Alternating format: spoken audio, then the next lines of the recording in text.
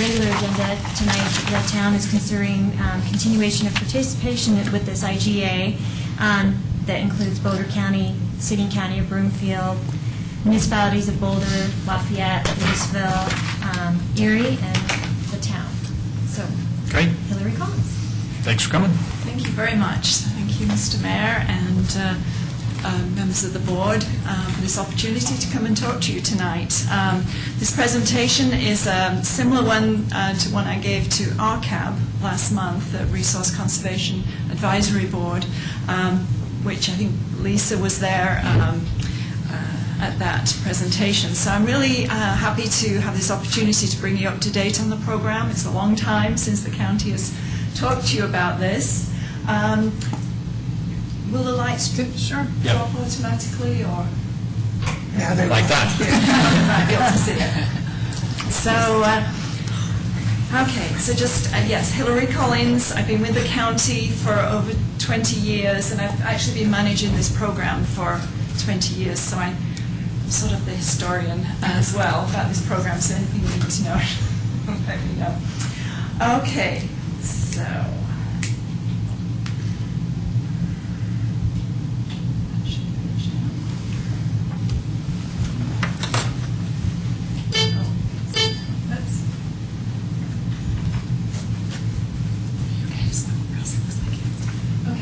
So, I guess the big news about the program is that we opened a new facility in April of 2011. This is a long time coming. It's paid for by the county and the 7 community partners.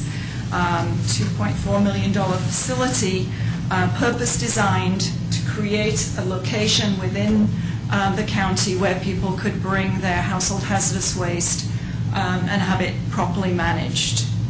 On the right, you'll see a small office building. The main part of the building is our processing, sort of receiving and processing building. And then to the left on this picture, we have an outdoor yard with we use our old storage buildings from the previous facility as additional storage. And this is located directly behind the county's recycling center off of 63rd Street.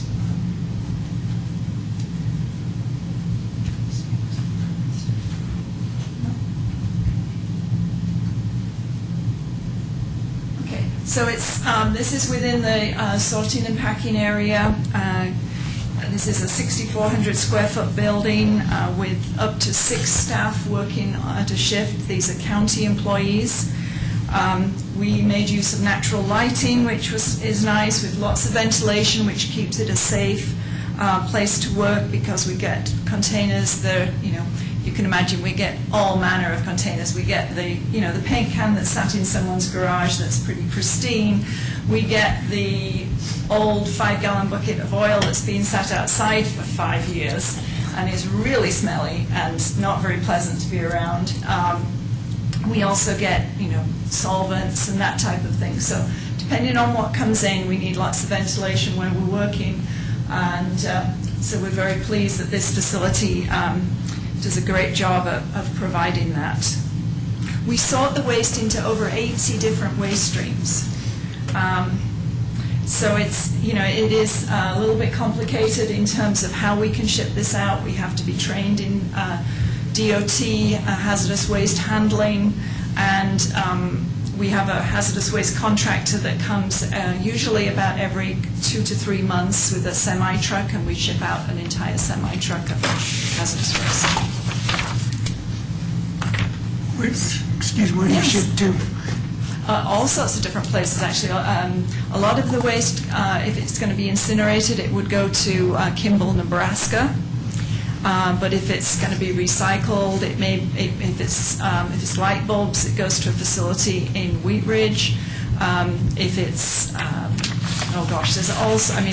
It's a very long list of facilities, and when we contract for that service, we actually go through a process of evaluating all the facilities and making sure that they're meeting their compliance. So that we can be assured that the waste is going to the right place. We also have a large reuse area, so some of the waste that we receive is in good condition and it's perfectly reusable, so we make it available to the public and to businesses free of charge for reuse.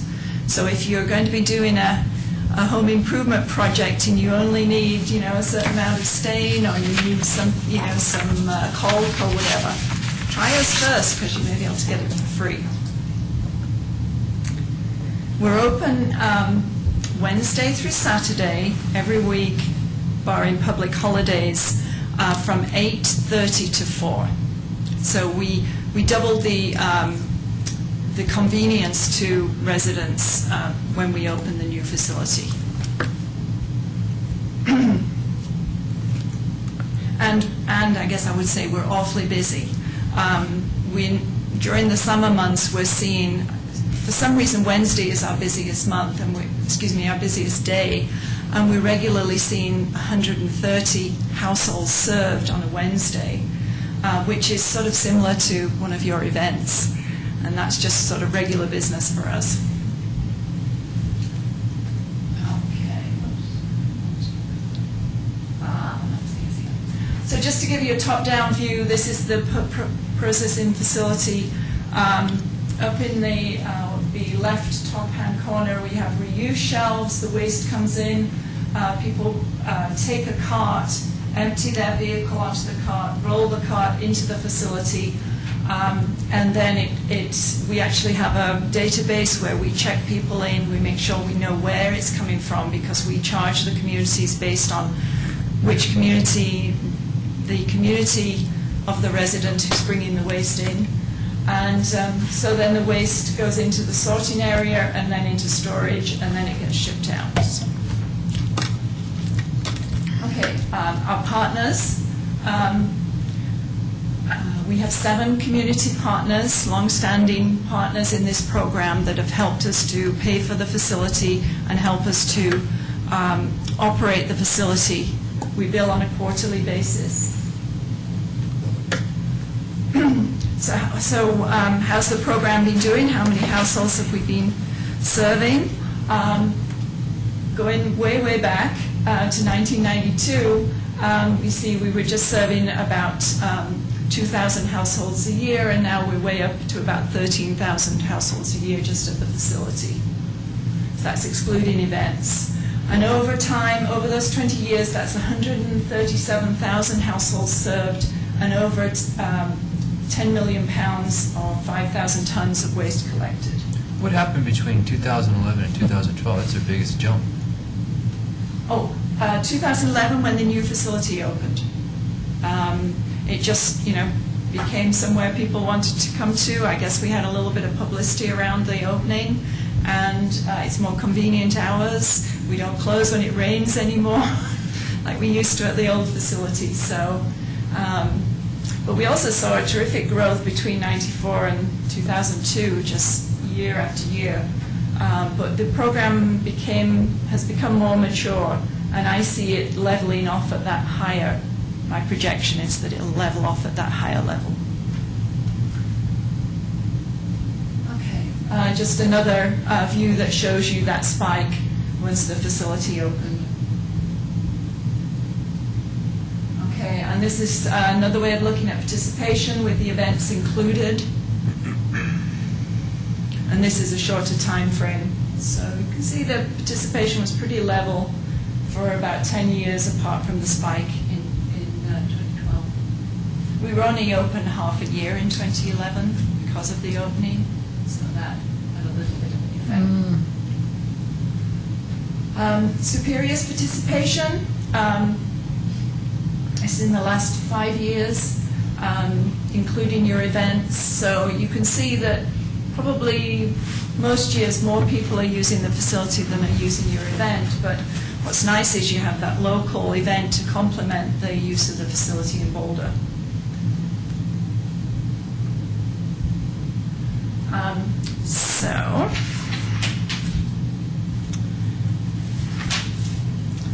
So who pays for the program? Mostly Boulder. Because we're right on Boulders. We're actually in the city of Boulder. But the county we see a lot of participation from the county and incorporated areas, again, probably because a lot of county and incorporated residents live closer. But you can see that Superior has the, probably due to the size of the community, has a low participation. Erie is a little bit higher. Any questions on that one? It seems to me Superior's got some growth potential. Louisville is 3 times our participation. Right. They're certainly not 3 times the size, so I think that gives us some pause as to what we could be doing to improve that. I will tell you that, how can I put this, newer developments probably have less hazardous waste, just because, I mean, that may change over time as people start doing more of their own remodeling and that type of thing, but the large loads that we see are coming from properties where people have passed away or they've lived there a long time and accumulated a lot. So I don't. So is old computers, old TVs, are these hard to recycle, or yes, are these those hazardous? are not served by this facility. We're we're there to particularly serve the hazardous chemicals, the oil, the antifreeze, the paint, the home improvement, pool chemicals, pet products, auto products, that type. That's just household. That's not like an auto shop that has their No, own. we do serve businesses, but all this information is purely the residential piece of the program. Can I ask you a question? Yeah. How do you see Superior being able to increase its participation? I mean, how could we harness that? Well, I think you could. It sounds like you're doing a good job of outreaching to your community, to your residents. But I wonder are you putting out regular messages to remind them? I know some of the other communities do that, to remind people that this service exists and it's year round and they can come to the facility or they can wait for the event. I mean, it's. Okay. I think your event is a good thing. It helps the people that prefer a more local service. But I think it's to do with its education, publicity around the program. So what does the program cost? And so basically, I guess the point I wanted to make was that the costs obviously are tracking the use. So we see more use and therefore we're seeing more cost.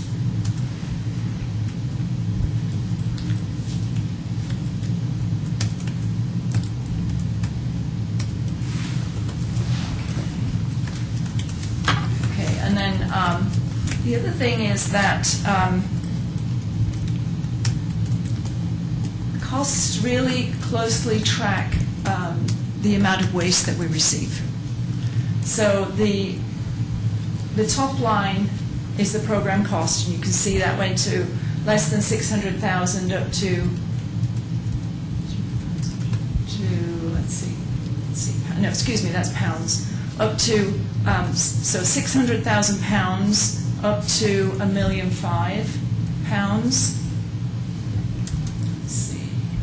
That's right.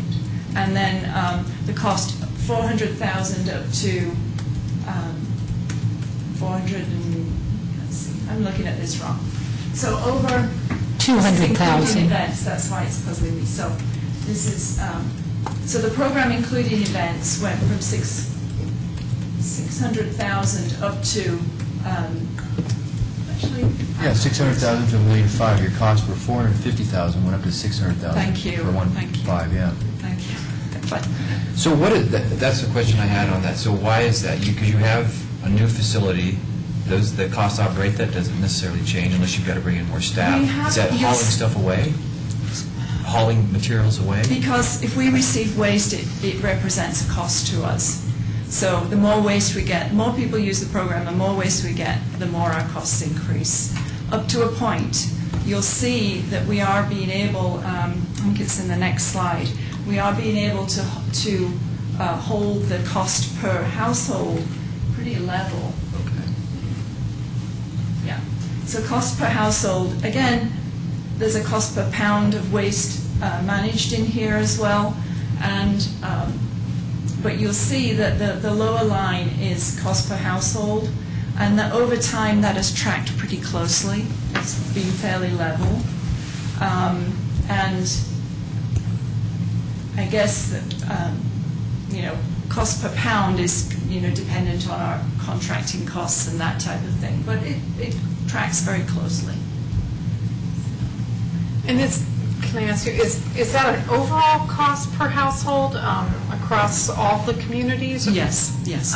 Okay. Yeah. So it's like, we think of that as our unit cost. Okay. That's, if we see the household cost going up, we think, oh, we're not doing a good job. If we see that we're able to serve more households at the same or similar unit cost, we feel that we're holding So that. how does Superior rate to this average cost? Well, I mean, I'll I'm get to assuming we're that. higher, but I'll where get are to we? that. Yeah. So this is, before I get there, just to say that this is where we see the, this is where we have the cost per household served, which is the bluish line, and then the amount of waste that we're managing. And you can see that those lines are sort of diverging, and that means that we're actually serving more waste for less cost. It's not. So that's, I think we really try hard to, especially now we've got the new facility, it's really given us some opportunities to do more, work at the cost efficiencies of the program. And so hopefully that will keep happening. So that explains that spike again. Right, exactly. Yeah. So in terms of Superior, I went back and looked at your cost at the facility and your cost on your events. And it used to be that your events were more expensive, mainly because you had less participation. But now you're getting higher participation. The costs are sort of similar to using the facility. And so I'm sorry, I can't remember on the last slide, a couple slides before that, how we compare to the average. Oh, it's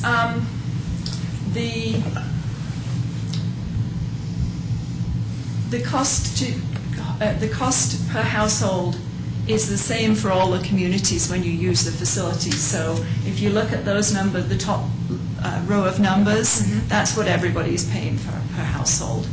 So you can compare that with your event costs. Does that answer your question? So Broomfield or Superior, or I'm sorry, Erie, they're all paying the same cost per household? To use the facility, yes. Okay, so it's So in 2012, our overall cost for the program, serving about 13,000 households, was $43. And I did want to make the point that a few years ago, EcoCycle did a study and showed that our costs were about half the national average. I haven't checked that in the last few years, but I think we have a pretty efficient program. And I have heard of programs, perhaps door-to-door programs similar to what they do in the city and county of Denver, where it's quite a lot more expensive. So can I just make sure I understand this? Our cost per Superior is the same as if I lived in Broomfield, it would be the same cost per household. What we charge the town of Superior is the same as we charge the city of Broomfield, city of Boulder, but it all depends on how many residents. So it's that you serve. Okay. Yeah, cost per household is basically cost per resident. Got it. Thank you. But the events are free for our residents, right? Correct. When my husband took all that stuff down, Well, it's free for residents, but the town, it's part of the town. but it's charged to the town. That's correct. But if I take my chemicals to the facility, it's out of my pocket. No, It still, I still dump them off, and it still goes to the town? And you pay for gas too, So it's to our advantage to have as many residents bring and participate in the program so that, in our events. right, exactly. exactly. But Not just it's for on a that. per-user basis anyway. It goes up The by basically user. the unit cost is very similar Yeah. event versus the Right, facility. okay. So, yes, people have to drive, but, it's, at least we're open all year round. So, you've pros and cons, both sides. Is that the same for the hard to recycle event, like the TVs and stuff? Don't we have to pay a certain Yeah, you pay. minimum when we go? It depends. Whether we're at the facility or we do it at a I've had to pay. If you go to the facility, it comes out of the resident's pocket. If you participate in the Hard to Recycle event, which we have once a year in conjunction with the Boulder County Hazardous Household Materials, then the town splits the cost. For example, if you recycled a TV with EcoCycle, Yeah. and it costs $10 to recycle, we would be charged $5, and the resident would be charged $5. But the hazardous materials, that's no charge to residents? That's correct. Wow, I didn't know that. I didn't either. That So could be. stop dumping your solvent down the drain then. That could be made clear in your promotional materials if it's not already. I can't say I have read them recently, but the fact that it's free, I just keep taking it down to Breaks Plus. They do something with That's a it. good idea. Think Yeah, about that. yeah. And we happy to promote, other options. But for a lot of these materials, there isn't another option. There is your oil. But if you have oil-based paints, it's pretty hard to get rid of them. So, So you pick up for our Breaks Plus too? Do you- no, what I'm saying is, if No, I a just resident was wants to wondering. use Breaks Plus to drop off oil, that's great.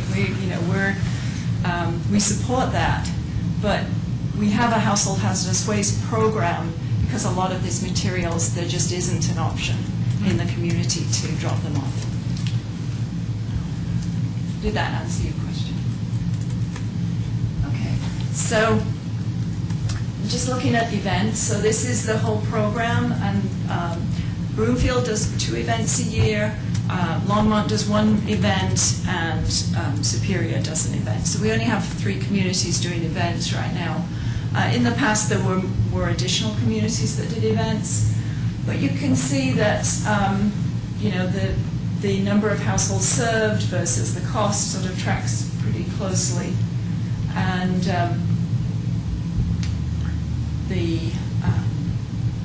I know we had one year where we had an event totally rained out, and that meant there was a lot of cost, but no households served, so that may have been one of these spikes. But So in your opinion, in year 2005, you managed to turn out somebody managed to turn out a bunch of people to these events, setting that peak there at about 1,700 households, and that's not been matched. that How was do you probably explain when that? Louisville was doing events as well. Okay. Now, why don't they do And Lafayette events? was doing events. Maybe both those communities were involved that year. I'd have to look back. So Louisville doesn't do the events anymore? No. Do you know why they don't? I don't really know why, just that they decided that enough people were using the facility and they didn't feel they needed another special event. Longmont has continued to have events year after year, so has Broomfield. They really feel it's important to have that local service, but it's really up to the community. And we'll work with you on events, or we won't if you don't want to have events. Do you prefer municipalities that do the events? I mean, do you like to see them do the events, or does it matter to you one way or It doesn't the other? matter one way or another. We're geared up to help communities. We'd add additional events. In fact, the county recently got some USDA funding, grant funding, and we'll be offering a couple of events in the mountain areas next year. So when we do an event, is there a cost charged to us for actually holding that event, apart from No, the all cost we of do the is we collected pass items? through every cost associated with that event. So the waste management, the staffing, all the different costs, so that the other communities aren't subsidizing your event. Right, so there is a we- cost to it. Go To do ahead. that. So the town picks it up. Yeah. 37. Well, and that's significant because on that previous chart, you showed that the cost per household when an event's involved is less than taking it to the facility, and that if that cost involves all the organizational I think stuff. if you look at, across the events, it's not that different. And I think probably what's happening is you are benefiting from the overhead of the facility. For example, if we get a small quantity of a certain type of waste at an event, we don't pay an expensive amount to ship that out with our contractor straight from the event. We take it back to the facility and combine it with waste that we're going to ship out. So you get some cost efficiencies that we wouldn't be able to offer if we didn't have the facility. So I think there's perhaps some overhead that you're not seeing in the events, but we do track all the direct costs of the event as best we can and pass those on to the community.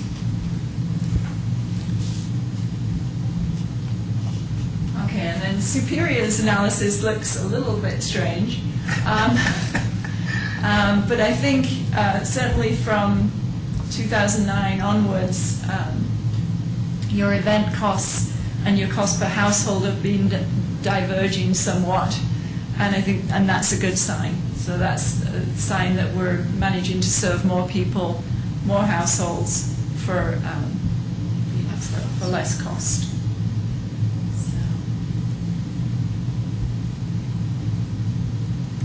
And I think the way that the graph is showing for those earlier years is to do with not having very much participation in your earlier events. I mean, I think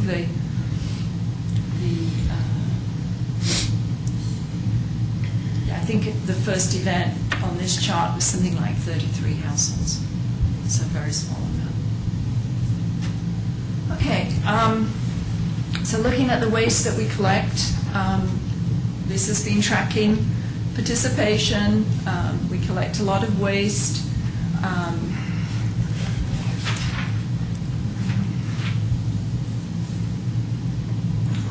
So I mentioned earlier that we'd gone over the £1 million per year managed mark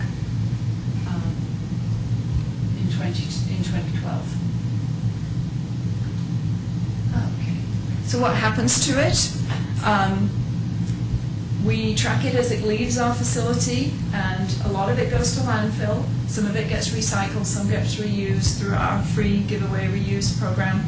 Some of it is incinerated, some of it goes for energy recovery. It gets burnt as a fuel, and we have a small amount of cylinders. What are cylinders? Oh, you can't really see it, it's so small. But what There was just, this is in pounds, so there were just 5 pounds of cylinders. Oh, I see. Oh, Yeah.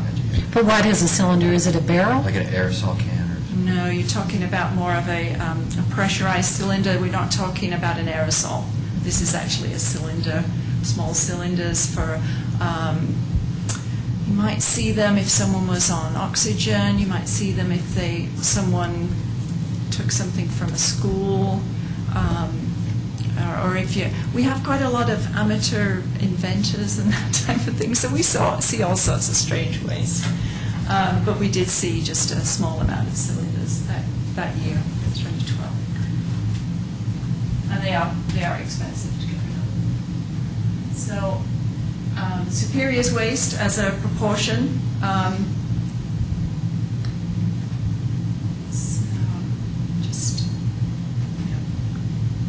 Directly in proportion, this is what your involvement in the program, including events, represents. No cylinders? Yeah. We'll work on that. I guess that was even too small to show up, and perhaps not.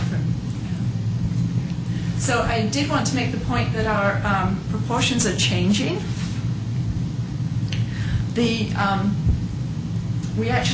Now we have the new facility, we're able to do more in terms of those cost efficiencies I mentioned. We're actually doing more bulking of oil-based paints. Our reuse has really increased.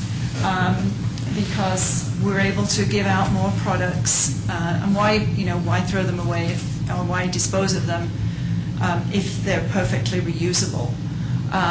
So we've been making some changes. You'll see landfill has gone down a lot, and we expect that to really change this next year, because we now have a new contract for recycling latex paint, which we didn't have before. This landfill number represents a lot of latex paint going to the landfill to be solidified and then landfilled. And we're hoping that more than half of that paint is going to be now sent to a recycler, and actually will be reprocessed into a paint that is sold at Habitat for Humanity stores. So we're very excited about this new contract. What would you incinerate? Pesticides is a good one. In terms of incineration, there's not much else you can do with them. So if you've got various insecticides, herbicides, garden products, they're going to be incinerated, along with combustible and flammable liquids. Some of the flammable liquids are going to be used as fuel, but some of them aren't suitable for fuel, and they're going to be incinerated as well.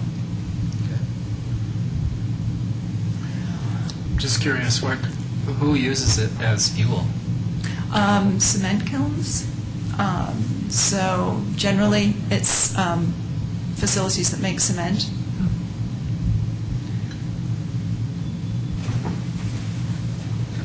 Okay, so this is our new contract, a green sheen, and the new contract started in February 2013. So this year, we've already done numerous shipments. We pay 20 cents per pound for the paint to be recycled, which is a little bit lower than we were paying to send it to the landfill. But we're very pleased that it's now getting recycled and being sold, as I said, at Habitat for Humanity stores as basically a good quality, low cost paint. And we did have, this company came to your last event, and we were able to recycle paint at your event as well. So they're helping us with our events as well. That worked very well. So I think I've only got a couple of slides left. I just wanted to mention that we do have a service for businesses. And we started this service in 2011 as well. And it's really been very popular. The program's growing, and this is where we offer a service. If a business is generating hazardous waste, if they're eligible, which means that there are 3 categories in Colorado of hazardous waste generators. There's the large quantity generators, small quantity generators, and then conditionally exempt small quantity generators. And those are just the designations that the state has come up with. So we can serve those CSQG businesses, the businesses that produce the least amount of hazardous waste. And this can be any size of business. They just don't generate that much, but they have trouble getting rid of it. So we offer the service, and they pay for the service based on our direct costs of managing the waste. Plus, we also charge the businesses surcharges on top for our overhead, and also we charge for construction of the facility, because we're trying to. Our original plan was always that the future business customers would help to pay for the construction of the facility as part of the intergovernmental agreement. So when you see that we've collected $74,000 in fees from the businesses, that's waste management costs, operations overhead surcharge, and then construction surcharge as well. Any questions on that?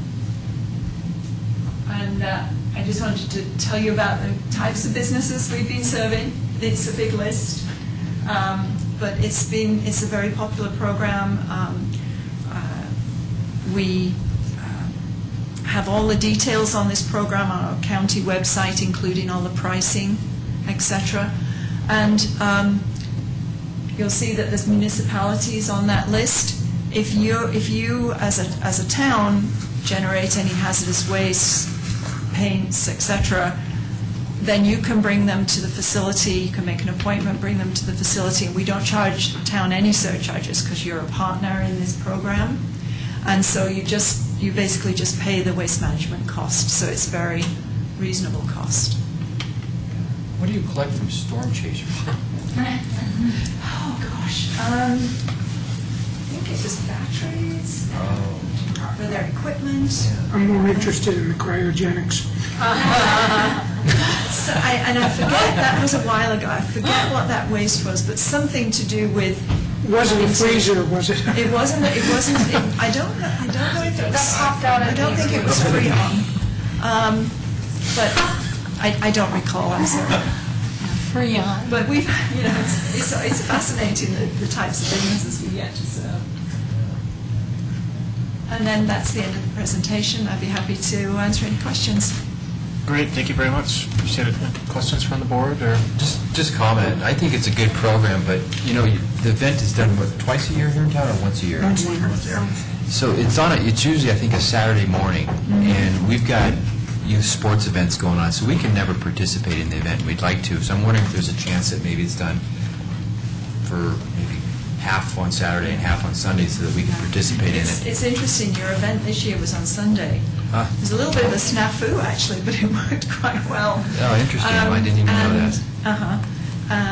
But, I think we paid our contractor a little bit more to come on a Sunday, but it's an option. I mean, my staff will work on a Sunday if asked. And Sure.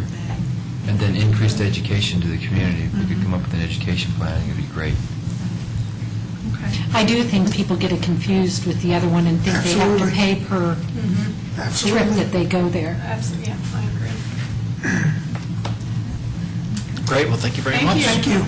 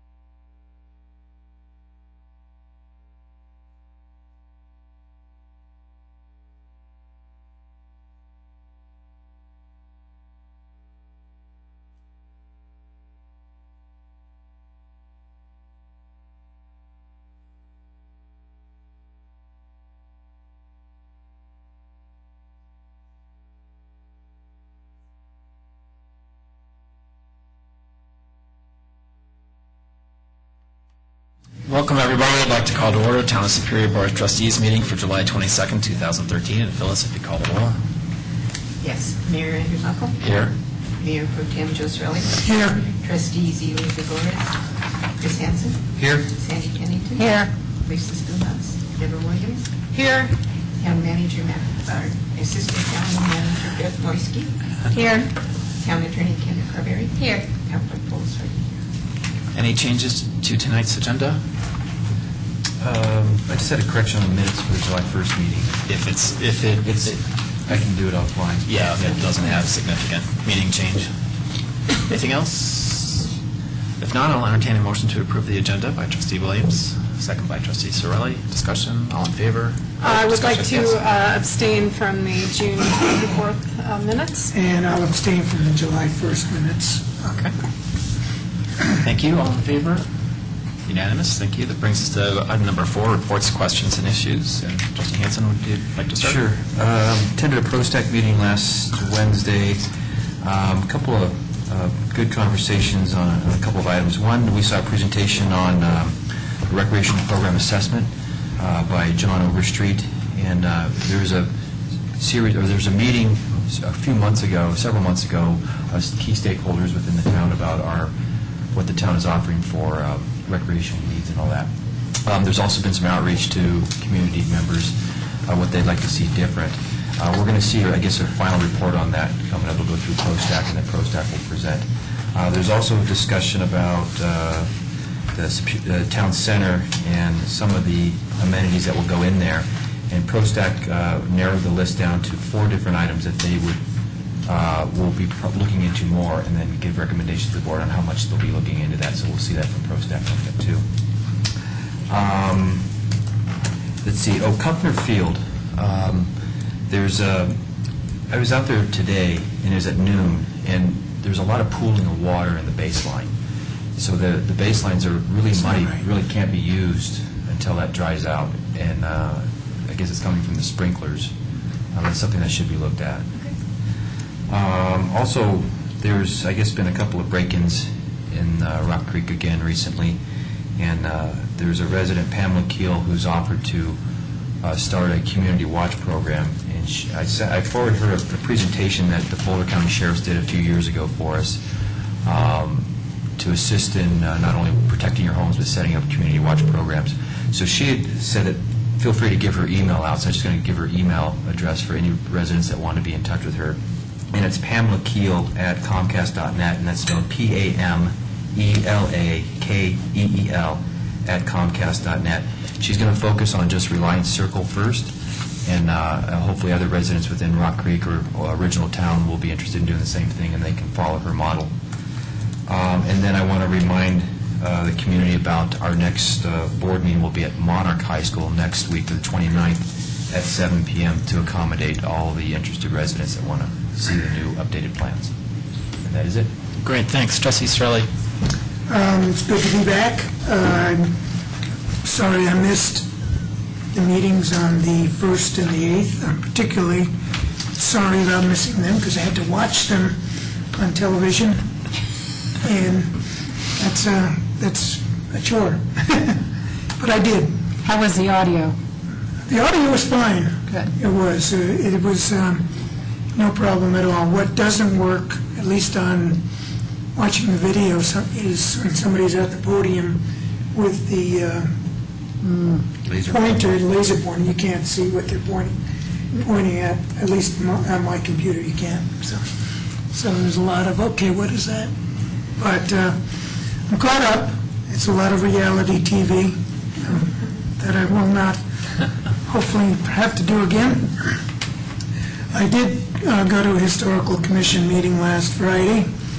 They're always enjoyable. They were going over, kind of recapping their busy month of July 4th, and being the highlight, and the fire truck and the Model T Ford. That was their two big things they were really happy about. And what they have coming up, they have Key Bank employees are going to visit Grass Hill Park and the museum in August, and they're going to, so the commission's going to have people there to host them and show them around.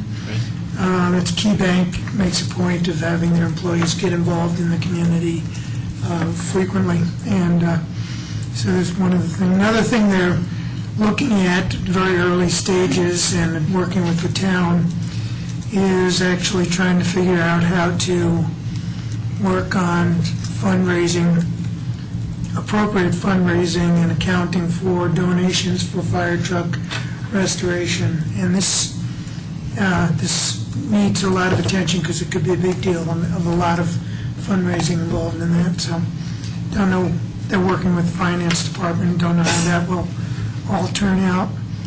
Their next open house, their next museum opening is August 3rd, Saturday morning. And then in September, they're open on Saturday, September 7th, which is also the date of the Chili Fest. So they'll be busy all day because they'll be in the morning at the museum and at the, well, I'm not sure they'll be at the Chili Fest. They're debating whether they'll have a booth there or not. So that was, and they were very, very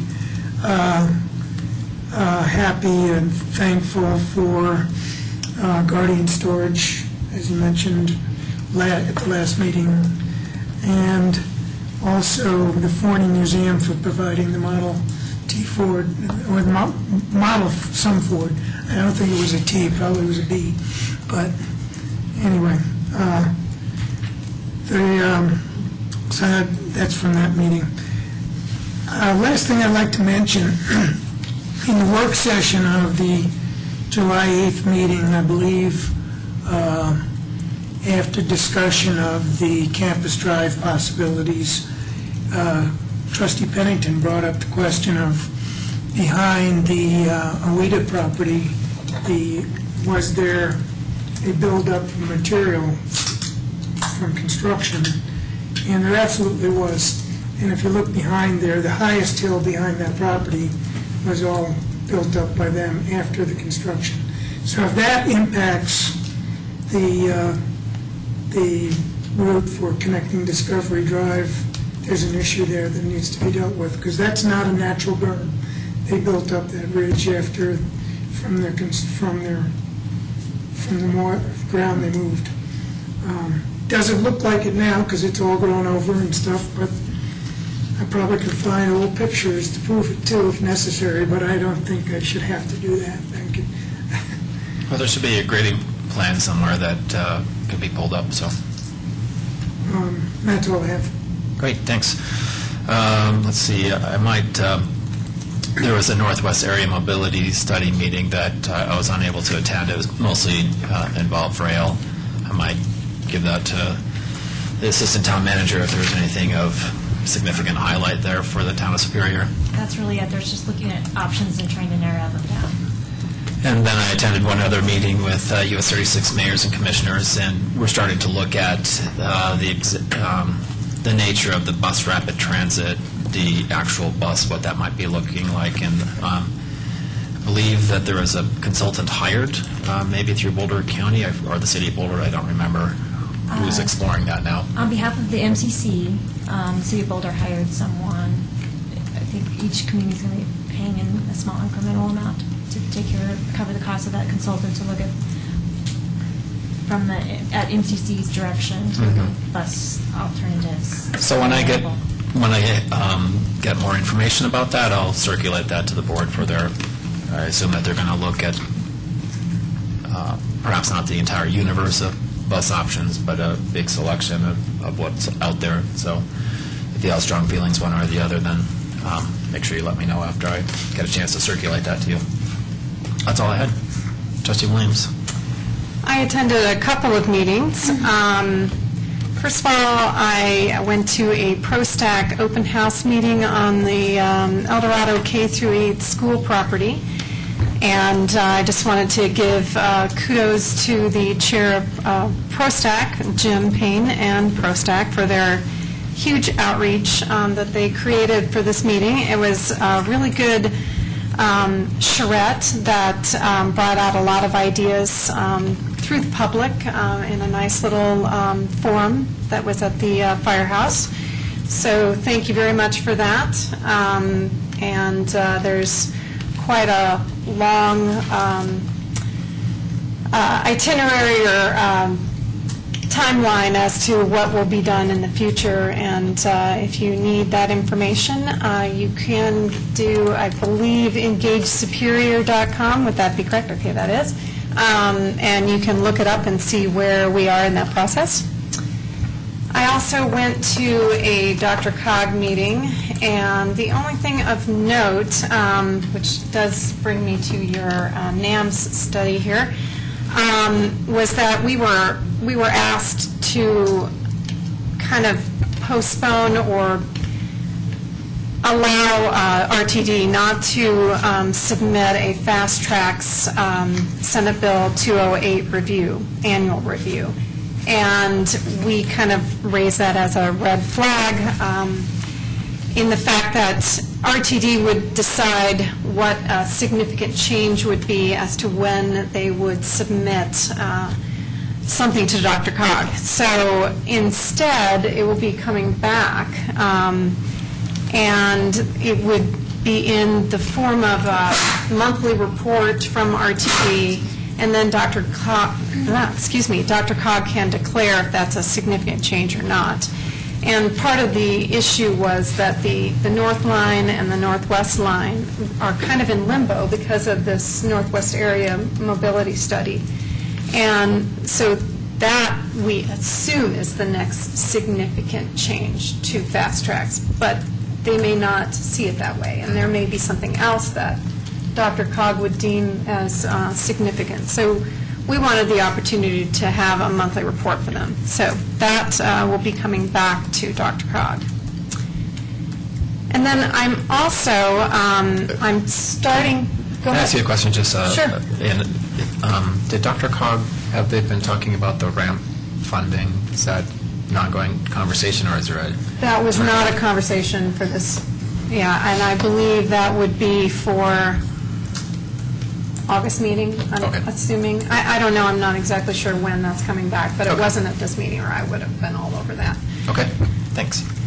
Also, I'm going to restart up my First Fridays, which is the first Friday of the month, and that will be Friday, August 2nd, from 7:30 to 9:30 in the morning. And I was doing it at Juju's, but that closed, unfortunately. So I'm going to start back up at Starbucks. I did Starbucks during the election. So it will be at Starbucks from 7:30 to 9:30, August 2nd, and I will be sending out information on that. I'm not holding any particular topic.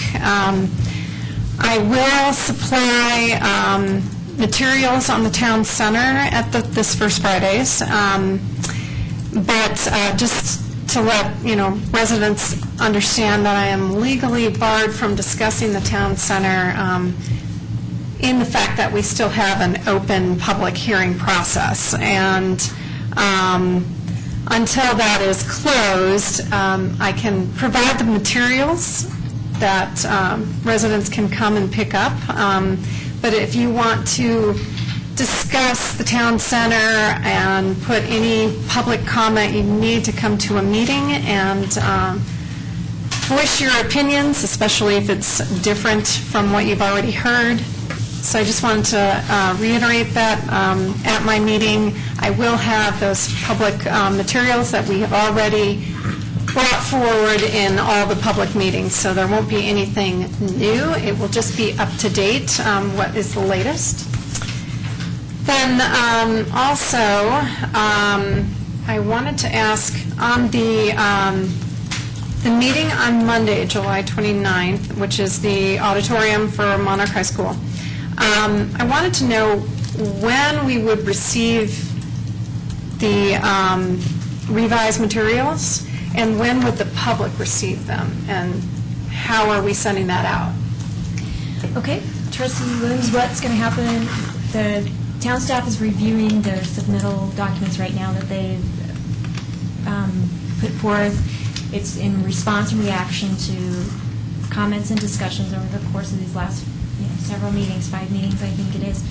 And we're making our comments back to the applicant. We're going to get those to them by tomorrow. And then they're sending everything to the printer first thing Wednesday morning. They're promising me, and I'm hoping we'll get everything into business on Wednesday. We'll put packets together and have them delivered to each of you Wednesday afternoon or evening. And we will also post everything on the internet, and we will have hard copies here for review at Town Hall. So it'll be accessible by the website as well as coming in at Town Hall to look at the plans. So, to reiterate what you just said, this coming Wednesday, anyone who's interested in reading the newest and latest preliminary plans for the town center, it would be on our website. Wednesday evening. Wednesday evening, sorry. And then, are we going to send out any kind of e-blast? Yes. Yes. Yeah, Okay. we'll do an e-blast to remind folks about the meeting, the location, the time, and one of the things that, while I have the opportunity, if I may, since it is off-site, we won't be able to view it live on Channel 8 or web streaming. It's going to take us about 48 hours to get everything translated from video to put it on electronically, but we'll get it on as soon as possible, 48 hours or sooner. So, let's see here, I had one other thought, but it flew out the window here. So, we are sending an e-blast, I'm assuming Wednesday evening. Probably Can we? first thing Thursday morning. Okay. Is there any possibility that we can Wednesday evening so that folks who want that extra evening to read at their leisure that we could maybe throw that out? If we can get everything posted out electronically, they're Okay. they're really big files, and sometimes it takes a while. So Okay. if we can get everything online Wednesday evening, we'll notify folks by e-blast. Great, okay.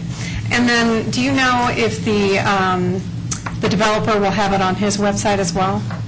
I don't know that. I would assume so, but I can't make that assumption. Okay. Hope so. All right. And let me make sure I have covered everything that I was planning on discussing. Yep. Okay, Trustee Pennington.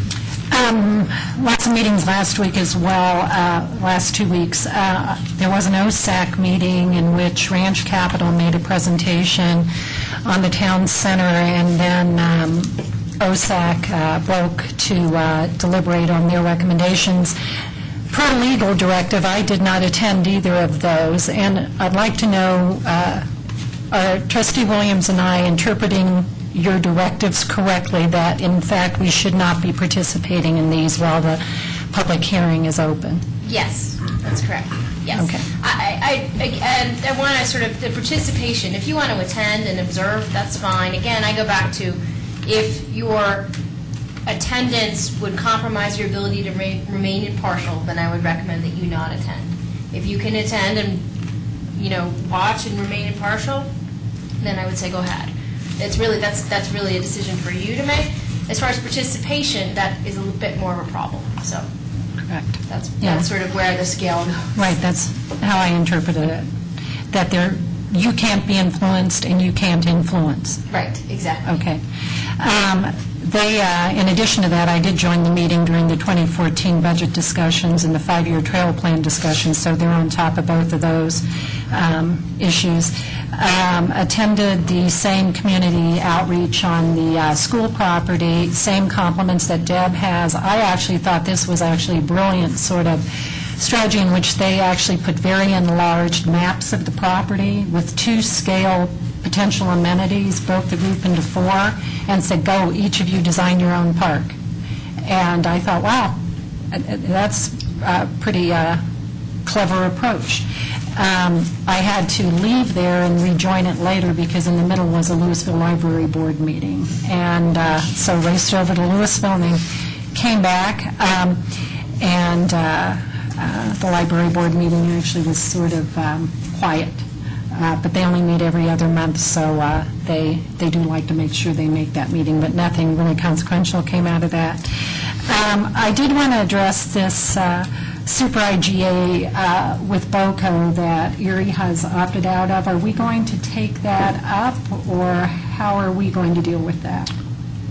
Let's see, so I also ran into the mayor of Lafayette at another event, and I think they're going to pull out of that as well. We can certainly discuss it. I don't know, we're essentially landlocked now. I don't think that we're going to be annexing additional properties that we haven't anticipated. I don't think it's, so we could certainly discuss it if it's an interest of the board, but I don't think that at the end of the day, we're probably going to do anything different. I think Lafayette's contemplating pulling out because Erie's pulling out. Yes, and so it's becoming a, people want property to develop, so they have additional commercial and retail space. I just don't see that.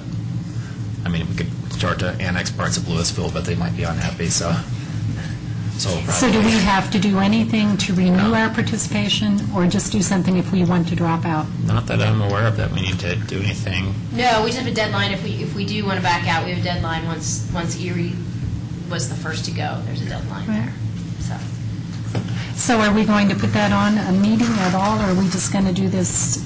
Are you taking informal? The deadline is August 12th, so yeah. That's. So let's see. Do we have? What are our meetings in August? August 12th. So why don't we do an informational thing at that time, just so people know what we're talking about?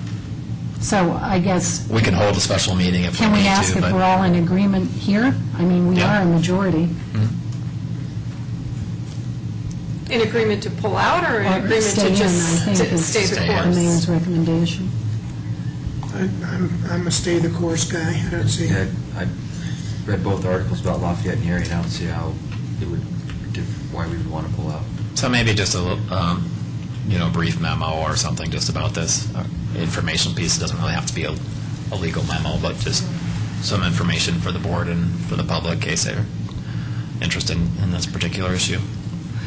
Okay. Compliments to the staff on that postcard that went out to all Superior households on the July 29th meeting. Love to receive that, and CAC has already referenced it. And certainly support getting an e-blast out about the 7/29 meeting as soon as we can, actually, to just be on the back of that. And we can also get one out then on that Thursday saying the stuff's up on the website. So there's never too much notification in my mind. I did want to just reiterate a request I made to Matt after, George, you brought up the 600-foot distance being measured from the lay of the drain versus the boundary. And Beth, if you could, he didn't get that to me before he went on vacation, but that's still an outstanding issue as far as I'm concerned, that I believe we dealt with it as fact, that it was 600 feet from the boundary. We should have the meeting still on tape. Yeah, it's certainly totally documented. We certainly discussed it. Right. I don't think we ever discussed anything from the lay of the drain, and to me that's very important, because I think in public hearings presenters need to present fact, and if that wasn't fact, I think we need to investigate why a non-fact was presented. So that is being pursued. Joe, regarding your the contributions for the renovation of the fire truck, it's been bandied about probably 3 or 4 different times within the context of Historical Commission and here as well, about the possibility of starting a memorials and bequests program, so that as residents die, as estates are settled, etc., people may want to leave money to the town for whatever, for the building of a park or the renovation of a fire truck. Louisville, if you get their historical museum newsletter, oftentimes it's half a page of dribs and drabs, $100, $20, and whatnot, that's coming in for use by the historical museum as they see fit. So I would like to see this become a serious endeavor because, frankly, when there's a death, instead of sending flowers, I'd rather send something that has a little bit more of a life than flowers. My understanding was the reason we're in a little bit different situation is because their historical museum operates separately. However, financially, it's a separate entity and ours isn't. So, but hopefully within the context of what we have, we can find a way to make this work. Well, at risk, this is really premature, and I might be doing them an injustice to mention this, but something that I think staff is going to look at and then talk to finance and see if it makes any sense. So it may never come forward, but there's an idea, I don't know if you've heard of crowdfunding. I don't fully understand, but it's something like we post a need on some list, and people anywhere in the world can send in donations because they like the idea, and that's something else that they're considering having to look at. But it's things that we have to look at and do right, or see if we can do them as well. So. Yeah, that's a very innovative program, actually, Kickstarter and that kind of stuff. But I'd like to see a way where our own community can actually do bequests or memorials or whatever for whatever program. It may be a bench. We need some benches at Founders Park, for example, and so it'd be nice to have somebody fund one. The recommendation is that it always be done in the context of a pre-established need that's out there. In other words, the person making the bequest can't say, this must be an oak tree planted in the south corner. It has to come off the list that's been pre-established by the town. So anyway, just so that isn't lost. And then, where is this bus shelter? It's not out there yet, or am I missing something on the bus shelter? It's in the 2014 budget. Oh, it hasn't even been ordered. We can order it in December for installation. We only had enough budget for the shelters that we did on record. Okay. Okay, I won't. I'll wait patiently then. Okay, thank you. Thanks. Assistant Town Manager? Okay, the town manager asked me to follow up on a few things, and I think you've already covered a couple of them. One is the Boulder County Countywide Coordinated Comprehensive Development Plan, IGA, so we've got our direction there. And then we've already discussed the July 29th town board meeting, which will be held at Monarch High School at 7 o'clock, open to everyone, and everyone's encouraged to be here or to attend. We also let you know that Senator Nicholson held a town hall meeting here this last Saturday, and I understand she had about 17 people in attendance. And wanted to follow up and let you know that the Jessica Ridgeway Park, there's going to be a dedication on August 17th at 8 a.m. And the address is 10765 Moore Street in Westminster, and the mayor will be there to present a contribution from the town as part of our participation in the dedication of that park. Can I have a publisher's clearinghouse size check or something that I can hand to them or whatever? I can talk to Paul if you'd like me to. No. If you want more information, do you want more detail regarding the Project Coyote? We have a meeting here at Town Hall on August 8th from 6 to 8. We've had some coyotes snatching pets. One in my backyard Yeah. a couple days ago. Oh, I'm so sorry. We're trying to create some more awareness and education. My backyard's fine, but they're welcome there. Anything to inhibit the rabbits. That's right.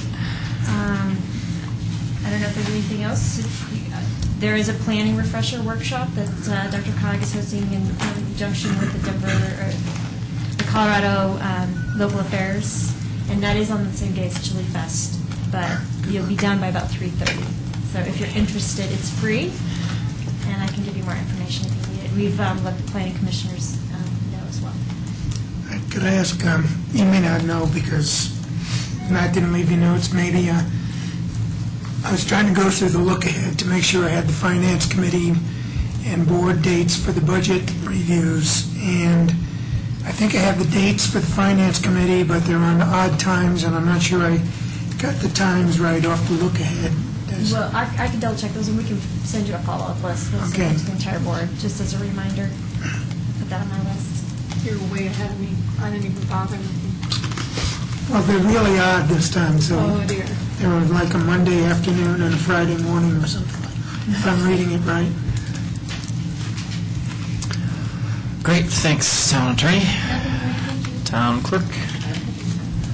All right, very good. That brings us to item number 5, public comment on consent agenda and non-agenda items.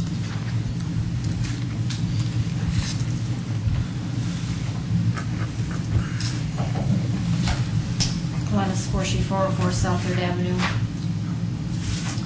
I want to know if we'll have the July 8th meeting minutes before the July 29th meeting.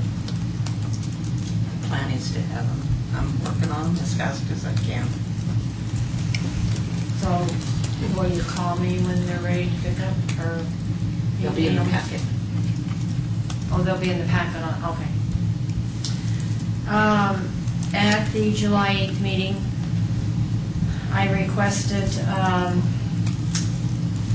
from the June 17th minutes regarding D.A. Davidson Company, about this Rock Creek bond information, when all of that was created. I have not heard one word about that. I want to be able to review all of that information. I want to know when I can get it. I'll work on that. Then that makes my next comment that the town manager is not doing his job and following up. I wanted to ask Deb, Starbucks, you're talking about Starbucks by Land Rover or Starbucks and Safeway? I'm talking about the Starbucks by the Land Rover. So you just need to make that clear. I will do that when I send out my invites and emails and Facebook and... Everybody talks about e-blast. CAC has the right to be notified of any meetings also. There needs to be something on there about this 29th. Why wasn't there anything on there about Nicholson's meeting? That's I've run. hollered and hollered and hollered about that. You have to about ask. Nicholson's meeting. We didn't get much Until notice. after the fact. Yeah. And I guess I'd ask, We need a lot, you know, the day before, and go on there. although we don't host that, so I understand that. discuss that with the senator. But CAC does not get the notification, and everybody doesn't have e-blast, everybody doesn't have computer, period. Thank you. I'm one of them.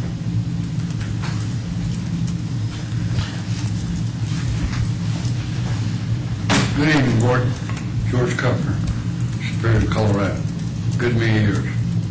Mayor, when are we going to get Coal Creek paved before winter hits? So We've been down here and been down here. You put a nice park up there and we ain't got no road to it. Hey, George, so I don't have the information to discuss this in When this are we meeting. going to do it? We can spend $1.5 million over on the hill, which streets we ought to be able to spend something on Coal Creek. It's been this way for 6 years. My phone's in the... I drive it every day. My springs are going to hell. Give me some answers. When are we going to appropriate the money and get it done? So, George, why don't you call me and we could take this offline? Huh? Why don't you just phone me up and we can take this offline?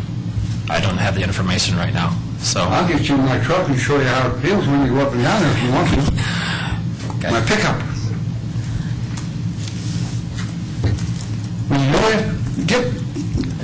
I've been through The best time third police work director, and they keep saying, we're going to. Come on, let's do it. Let's set fire in this staff and get it done. So, George, once again, probably the best way is to not to do this in a meeting. I'm happy to discuss this with you offline, and we can see where it is in the timeline. To bring it up in a meeting where nobody has the information puts the board at a little bit of a disservice, because we can't, you have questions, we want to answer your questions.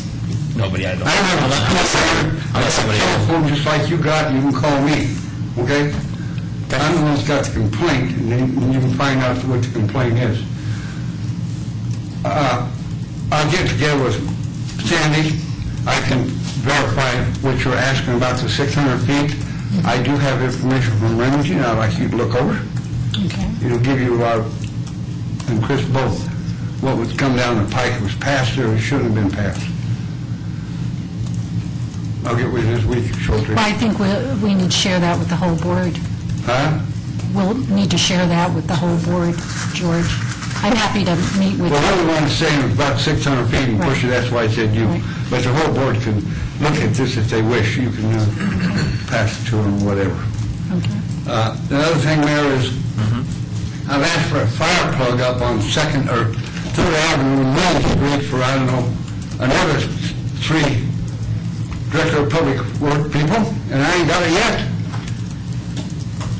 We need a valve up there to isolate the 2 blocks, so when they're putting a valve in, why can't they put a fire plug in there so it won't be 300 feet from the house all the way around? Seems reasonable. I have no I've information been here on that. before, and I'm getting tired of telling you ain't doing nothing about it. Okay. All of you. I want something done about it. George, once again, I'm happy to discuss any of these issues with you. No, We just can't, little things. we just can't, I don't have any information here to provide you, and if we could do this before a meeting, it'd be much more productive, but Okay, just a suggestion. wait to look in, please, because it upsets the hell out of me. We ain't got it. $10,000 hydrant, maybe they ain't that much money, but we need 2 valves to isolate them blocks. Is that something that Alex would be See what we're responsible doing. for? Alex Aronello?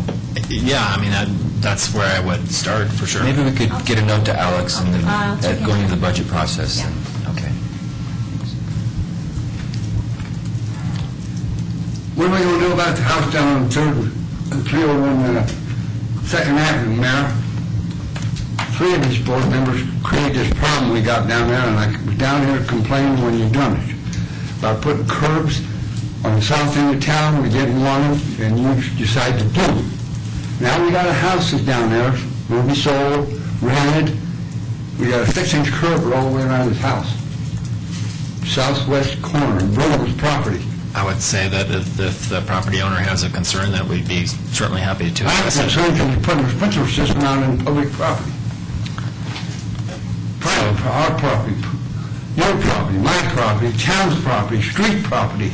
So, once again, this is going to be hard during a meeting, but if the property owner has a concern or a request about a curb cut or whatever, we're happy to discuss that. If someone's trespassing, if somebody's... Cut the curb out of there, Mayor, and do it the right way it was supposed to be done down to begin with. Okay. We spend $1 million down there, and you know it's hell down there. We complained ever since you've done it, and I'm going to complain till the day I die. I want it done right. Once again, we're happy to accommodate property owners. They just have to let us know what they want.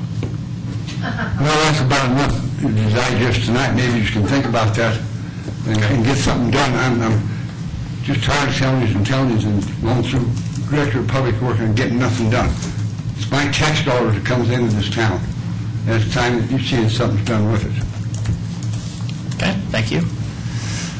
Additional public comments? Seeing none, that brings us to presentations, and we don't have any this evening, which then brings to the consent agenda, and on the consent agenda is approval of the minutes of the June 24th, 2013 meeting and the July 1st, 2013 special meeting, acceptance of the meeting notes for the Open Space Advisory Committee and the Recycling and Conservation Advisory Committee, adoption of a resolution appointing a member to the Open Space Advisory Committee, and an adoption of a resolution appointing a member to the Historical Commission. And that's it. So with that, I'll entertain a motion to approve the consent agenda by Trustee Sorelli, second by Trustee Hansen. Discussion? All in favor? Unanimous? Thank you. That brings us to item number 8, public hearing. An adoption of a resolution approving an amendment to the final development plan for Superior Marketplace Phase 5 for the installation of a Chase Bank walk-up automated teller machine, ATM, in case FDP-A-2012? Yes. Okay. -2. With that, I'd like to open the public hearing. And Phyllis, you have proof of publication? Yes, I do. Thank you very much. Assistant Town Manager? Good evening. This case is a major amendment to the existing final development plan for Phase 5 in the Superior Marketplace. The project anticipates developing a walk-up automated teller machine in the west portion of the Whole Foods parking lot adjacent to Sycamore Street, so it's sort of west and north. Since this project is a major amendment to the existing FDP, such an amendment requires review and recommendation to the Board of Trustees by the Superior Planning Commission, and then to you, the Town Board. The Planning Commission did vote to support this application, 6-1. Mr. Bob Gregory is here representing Chase Bank, and Paul Shepard is here representing Brixmor, who is the marketplace owner. I have a quick question for Kendra. Yes. What determines whether it's a major amendment, a minor amendment, or a moderate amendment, or whatever? 'Cause I wouldn't have thought that this would be a major amendment. But why is that? That's a good question. That determination was made way back when. Do you know the exact date? And without Matt here, I'm not sure. That's okay. Good. Yeah. Okay. Is it the beauty's in the eye of the beholder thing? Exactly. It's not a dollar figure or anything, or No. size, or... That's right. No. Isn't it also an addition? An addition that was not originally approved? Yes. Okay. Yes. And so then I have to ask, why is it 2012? They initiated their application in 2012 and kind of had some fits and starts between both parties. Okay. And, Just checking. to get to agreement with regards to, it started out as a drive-up very close to Panera, and it is now a walk-up with a lower traffic area, so, Okay. which is what town board, or town staff supports. Okay. Anything else from town staff? Not at this time. Then if the applicant has a presentation, we'd love to hear. Sure. Paul Shepard, again, with Bridgeport Property Group. Good evening, everyone. As you can see from the site plan here, we've identified the location of the ATM with the red arrow there. Chase is a proponent of taking sites that are in grocery-anchored shopping centers because of the regular weekly trips that are associated with grocery shopping. People tend to shop in the grocery store 1 to 2 to 3 times a week, and that's one of the driving forces for Chase, KeyBank, Wells Fargo making decisions to go into grocery-anchored shopping centers. And so that was their driving force here. We are going to be losing 2 parking stalls, and we are converting one stall, not one of the 2 that we are losing, but one of the parking stalls into an ADA compliant stall in order to accommodate ADA customers. Let's see here. Here's kind of a visual looking, what is that? Is that east? South, I think, yeah. Towards Panera. Here's how the ATM will look. Where do I enter from? Do I enter from the side that faces Whole Foods or from the side that faces Panera? It's the side that faces Panera. So where the drive lane is? No, the driveway lane is on the... Well, why don't you go back to the previous... Okay, yeah. so it would be the side, you can't see it from this photo, but it's the side that faces Panera Bread.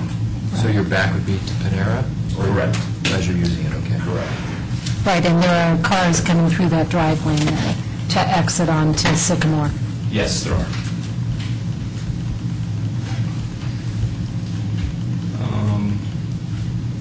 Let's see, I put together, okay, so here it is. Right here. Let's see a little bit better.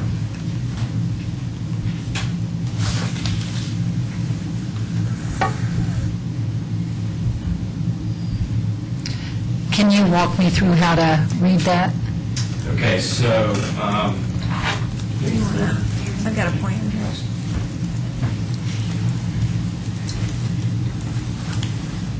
okay, so,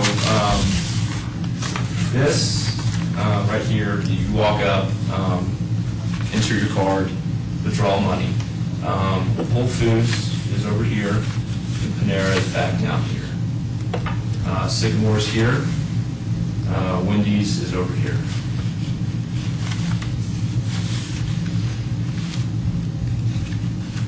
Is there going to be any, like, bumpers or any, like, some there are, posts yes. that will keep cars from possibly running into that thing if people are standing there? Yeah, there will be wheel Sorry. stops as well as So, bars.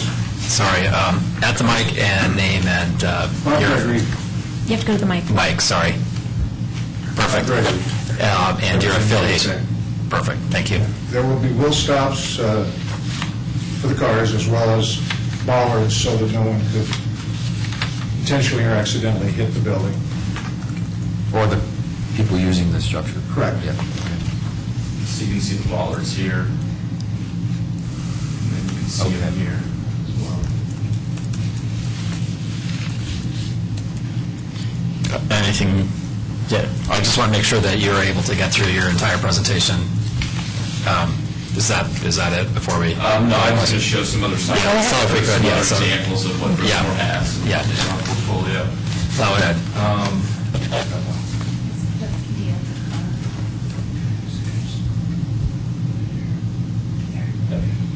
Okay. So, Rixmore, I printed out 9 examples of similar setups throughout our portfolio. We own about 580 shopping centers across the country, and these are a few examples of grocery anchored centers with ATMs in the parking fields. This one's kind of so this one's here. This is a Kroger Anchored Center. ATM's down here. A center in Florida. ATM's out here. This is a Ralph's Center in California. Ralph's is King Soopers. Just to give you maybe some background, some understanding of, again, why they need the weekly trips, the high turnover, things like that to justify the ATM. Anything else, or is that That's it for me. wraps it up? Okay. Unless you have anything else. No? Any questions? Okay. Trustee Pennington. So give us the safety type of education you may have experienced. Robberies, what's the lighting? I'm talking to a marketplace guy first, and then your experience as well. I'm worried about lighting, I'm worried about safety, meaning thefts, somebody standing in a car further out in the parking lot sees this happening and that kind of thing. What's your experience? Right. Well, the centers are well lit in order to provide safety for the existing customers that shop Whole Foods, Sports Authority, Panera, et cetera. And that's, again, goes back to why these financial institutions choose being in grocery anchored centers. That type of incident will happen. It happens with drive-ups, especially. It happens with walk-ups. If a criminal can think about it, 9 times out of 10 a criminal will act on it. So in this location, when Whole Foods closes, let's say 10 o'clock at night, whatever they close, does the lighting come down? Or does the lighting stay bright all night? To my knowledge, the lighting at Superior, they're on photocells, which once the sun reaches a certain intensity, it trips the lights to come on, and it's my understanding that they stay on all night. And then do you... So just along those lines, I'll ask the town planner if he knows anything about that particular one, because the whole center has a lighting plan, and I think that it's not exactly that.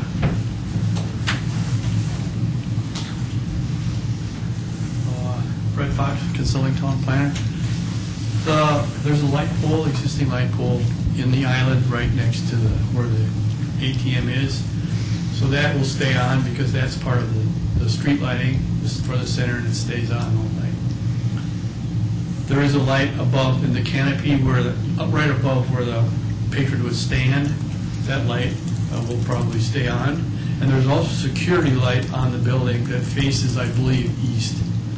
So there's a security light. So there's plenty of lighting. That's one of the reasons I think one of the reasons this particular site we settled on is because it had a fair amount of lighting there for the ATM, for patrons to the ATM in the evening hours. So I think you're right. I think the parking lot lights dim after the store closes, and I think that was a requirement.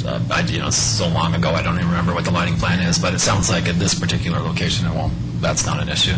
And this has a double light. I think it's got a double wand. I mean, it's for the street as well. Yeah. It lights the parking lot.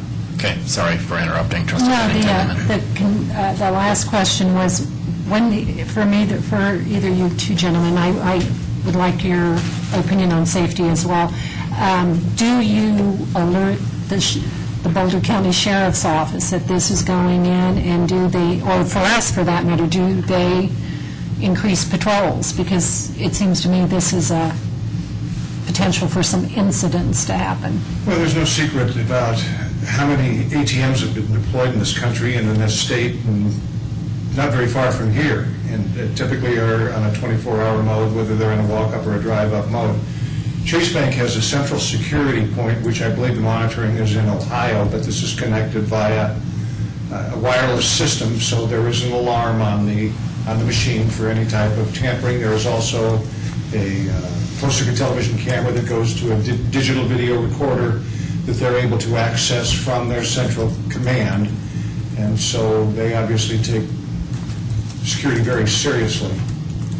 And, again, anything is possible. I think that you're very much less likely out here than perhaps there would be in some other parts of town. Who can activate that? When you say they can activate that? Central Command. Who is Central Command? The monitoring company that Chase owns and monitors. But can the customer, if they feel at risk, press the button that says, "Come help me"? They do not have an active button on it, no.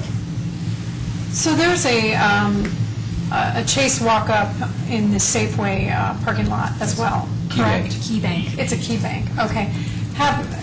Maybe Fred Fox can speak to this. Have we had any problems there, any security issues? Or traffic issues also, because it's a walk-up too. That's true. I cannot answer that question. I don't know anything about any police action or any history of that. I honestly don't. Other questions? That was actually my question. Well, yeah, just to be clear, the Key Bank ATM is a drive-through. Yep. This is a walk-up. So the one at Safeway is That's a drive-through. It's a drive-through, yeah. I don't think the Key Banks. And actually, every time I see it being utilized, it's walk-ups. All right, so I have questions. Obviously, there would be opportunity to put this in an existing facility or next to a facility, or have some lease arrangement with another retailer out there. Perhaps you could speak to how those discussions went, or if you had discussions regarding that. For Chase and Brixmore, there has to be a certain distance from a branch location. Chase's closest branch location is across the freeway in Louisville, and so anytime there is a dividing, busy intersection, street, freeway separating a branch within a certain radius, they like to put in an ATM to help out their customers. They actually had a few requests from their customers that were using competitors' ATMs here in Superior for a Chase ATM. So, say I'm Chase Bank and I said, Whole Foods, I'd like to lease some space from you on the exterior for your building. They could do that? Chase prefers 360-degree views, line of sight, so full radius. They like nice, clean lines of sight so people can see them. When you're flush against the building, it limits your exposure and your line of sight. So when Key Bank and a credit union and Wells Fargo come and say, I want to put in a ATM, how would that be handled? 9 times out of 10, there's an exclusive that's set up in the agreement between the landlord and the financial institution that prohibits competition. And is this the 10th time, or is this the 9th time out of 10? This is the first time. There is an exclusive in that agreement that prohibits any competition in Phase 2. Phase 1, which is Target and Costco, is excluded by Bank of the West. Okay. I'll have to ponder upon whether or not that makes sense for the town or not. A non-compete, Yeah. So will the ATM still stay in Target? Isn't there an ATM in Target? Yes, Chase it will. ATM? It will. Okay. And how will this, okay, you're here at the podium, and I'm going to ask some questions. So I'm concerned about the upkeep of the site in the Brixmor area, or the site that Brixmor owns. I'm concerned that this will now be cause additional upkeep issues. Can you describe what your plan is for the site in general to keep it up, and how this particular area would be kept up? Upkeep, can you... Parking lot, vegetation, General maintenance. concrete work. So I personally might think this would be a great area to be a condition to make sure that we're all up to snuff. I'll address them one by one. Parking, the parking lots, as I'm sure you're all aware, get torn up throughout the winter by laying the mag chloride and having the scrapers come through and scrape things up. I'll have to check with my property manager on when we plan on seal coating the parking lot. So that's the attorney. You don't have an answer for Would that be a reasonable condition? Yes. Okay. So that would be my recommendation. Okay, what else did you... So I have some concern about just the layout of the Chase. You know, it seems like it would make more sense if you took out a few more aisles and could walk up from and protected from basically coming from the Whole Foods side. This layout doesn't make sense to me. Well, we had to approach Whole Foods in order to get their approval for this. This area from here all the way down to here is in their control area. And this was the agreed upon site. After working with the town and their staff, we concluded that this site worked better due to the inflow, the ingress and egress that comes in and out of here for Panera Bread. So we decided on this location. We were able to get Whole Foods to sign off on this location. Anything closer to Whole Foods, kind of in Let's say just the layout. I try to prevent myself from becoming an amateur architect. So with that disclaimer, I'm going to be an amateur architect. So wouldn't it make sense to walk up from just the same location where you're at, but walk up from the Whole Foods side, and if we're really in the drive aisle, so on the east side. To turn it a quarter right turn. A quarter right turn. I got it, okay. Just a thought. I guess I'd have to say that's not a terrible thought. What was the... I have the wrong glow, just thank you. Who's the gentleman that reviews the plans? Ernie. Did Ernie have any comments on the direction of the... Ernie did not have any comments. Alex reviewed it with respect to visibility and site triangles and things like that with traffic, and then Fred also looked at it. So. Okay.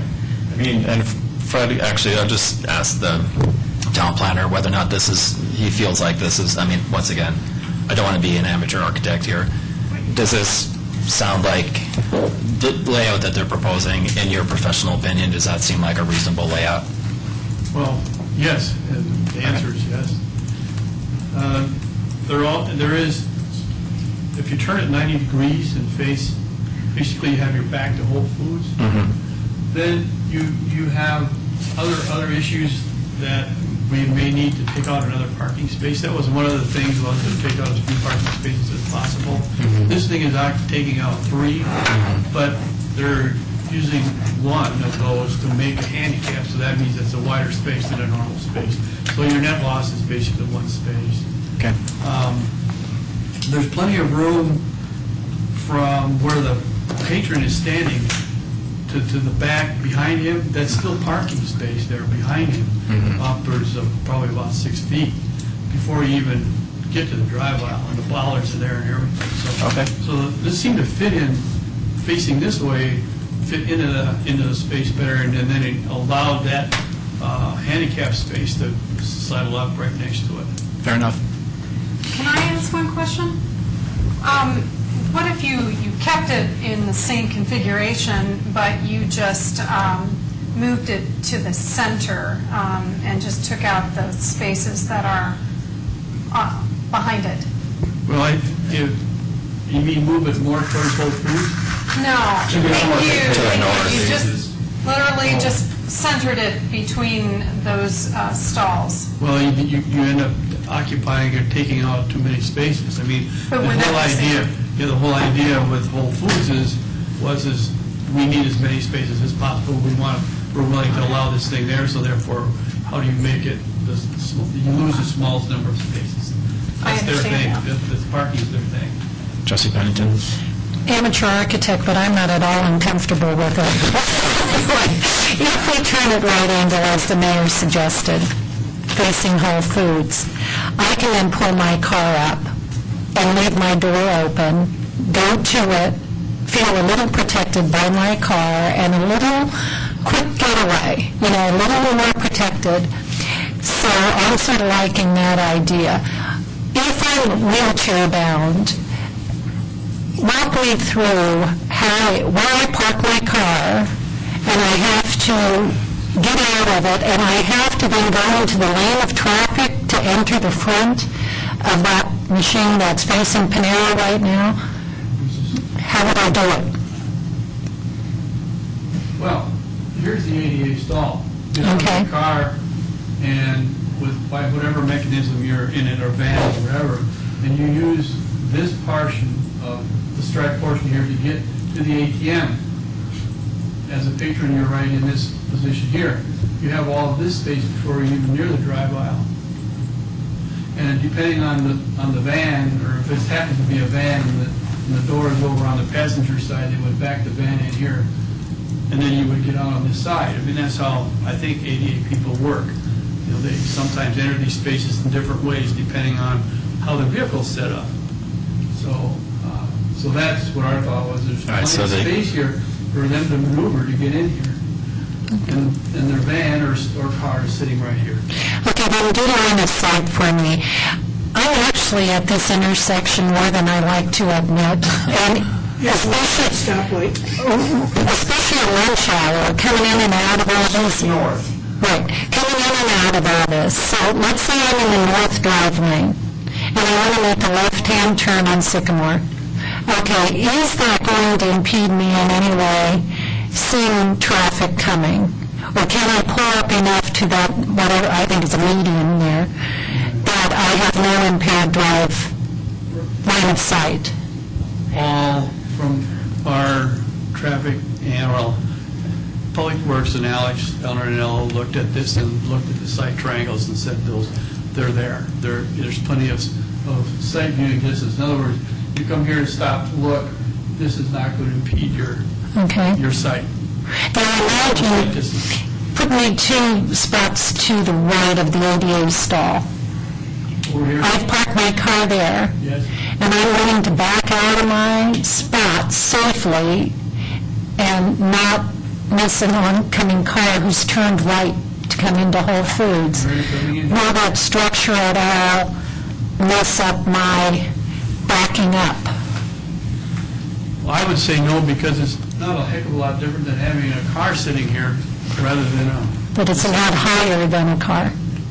That's true, but it's also, this is a smaller structure. I know it's the height that bothers me in terms of impeding line of sight. You're going to see right Sorry, through this. This is just a canopy. It's solid. I know I'm a drag. It's just this. But you got to be at the mic, sorry, because people watch it on telly and we record it. Sorry. So that's good information. Would you mind just repeating it at the mic? Yeah, it says ATM structure is actually what holds the ATM machine, and then you see the little oval there. That's actually the area where the customer is going to access the ATM. And that's just a canopy with a downlit light there. So you can see right through that. But you can't see through the structure, which is what, 8 foot tall? Uh-huh. Okay. So I'm just asking Fred if, in your conversations with Alex, he's considered backing up, he's considered left turns from the north, right turns from the south, have all iterations been considered? I assume so. We had a discussion, and he said it should work. It works because of the sight distances. That would be that if we're backing out, driving here, stopping, looking, those kinds of things. And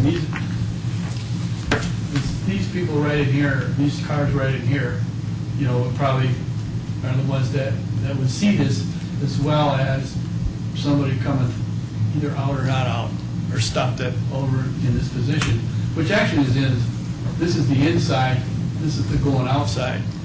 So they're even farther away, their whole car width away, extra. So there's plenty of distance here to see what's going on around this intersection and that intersection. And really, when you back up, it's no different than backing your car out.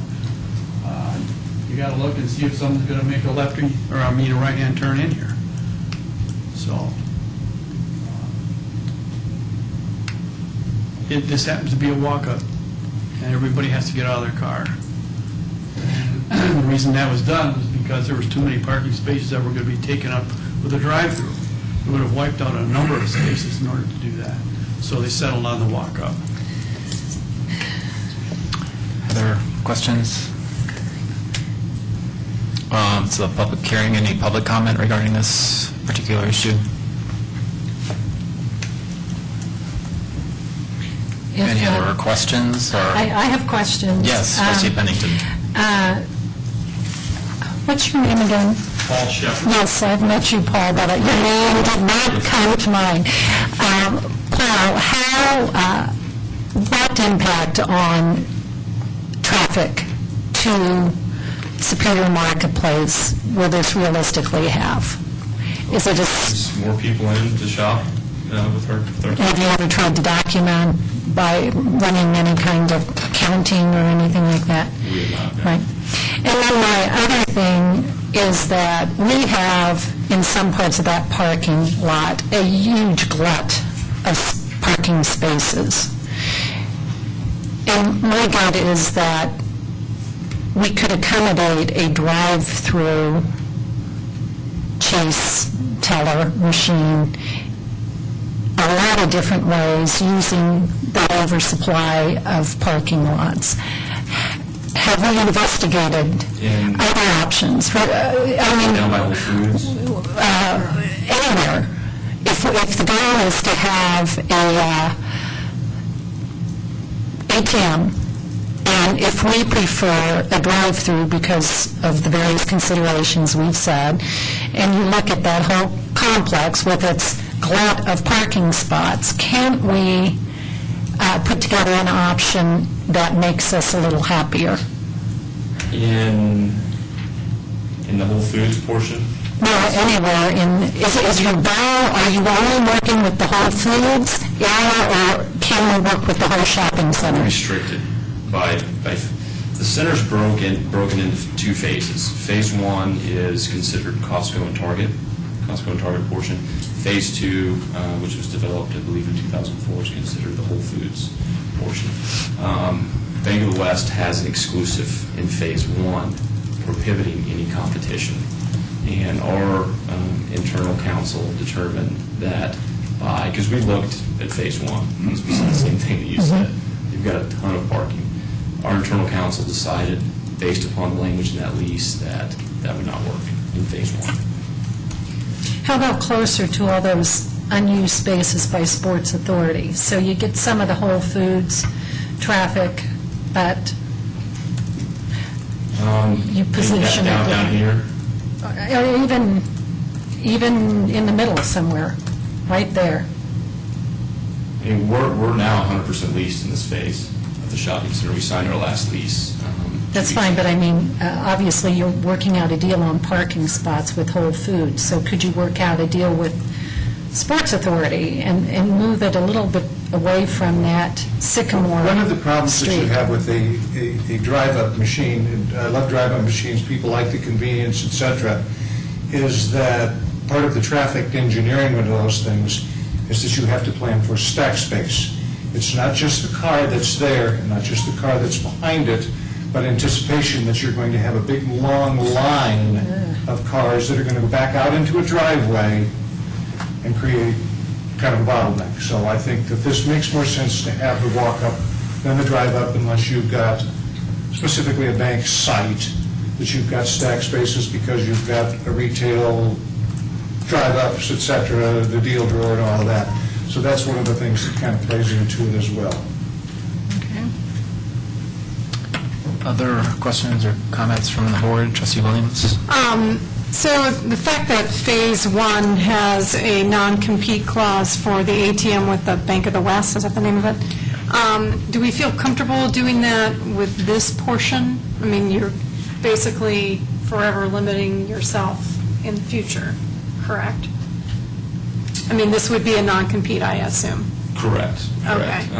So there's no other opportunities, we're kind of locked. Correct. With Bank of the West and with And Chase. Chase. Yes. Correct. I guess that's a question to ponder. Well, that also applies to Wendy's, for example. Wendy's has an exclusive. They have a non-compete for the entire shopping center. Panera has a non-compete for sandwiches. That's why you don't see any more, a Subway or a Quiznos or Which or any of those other.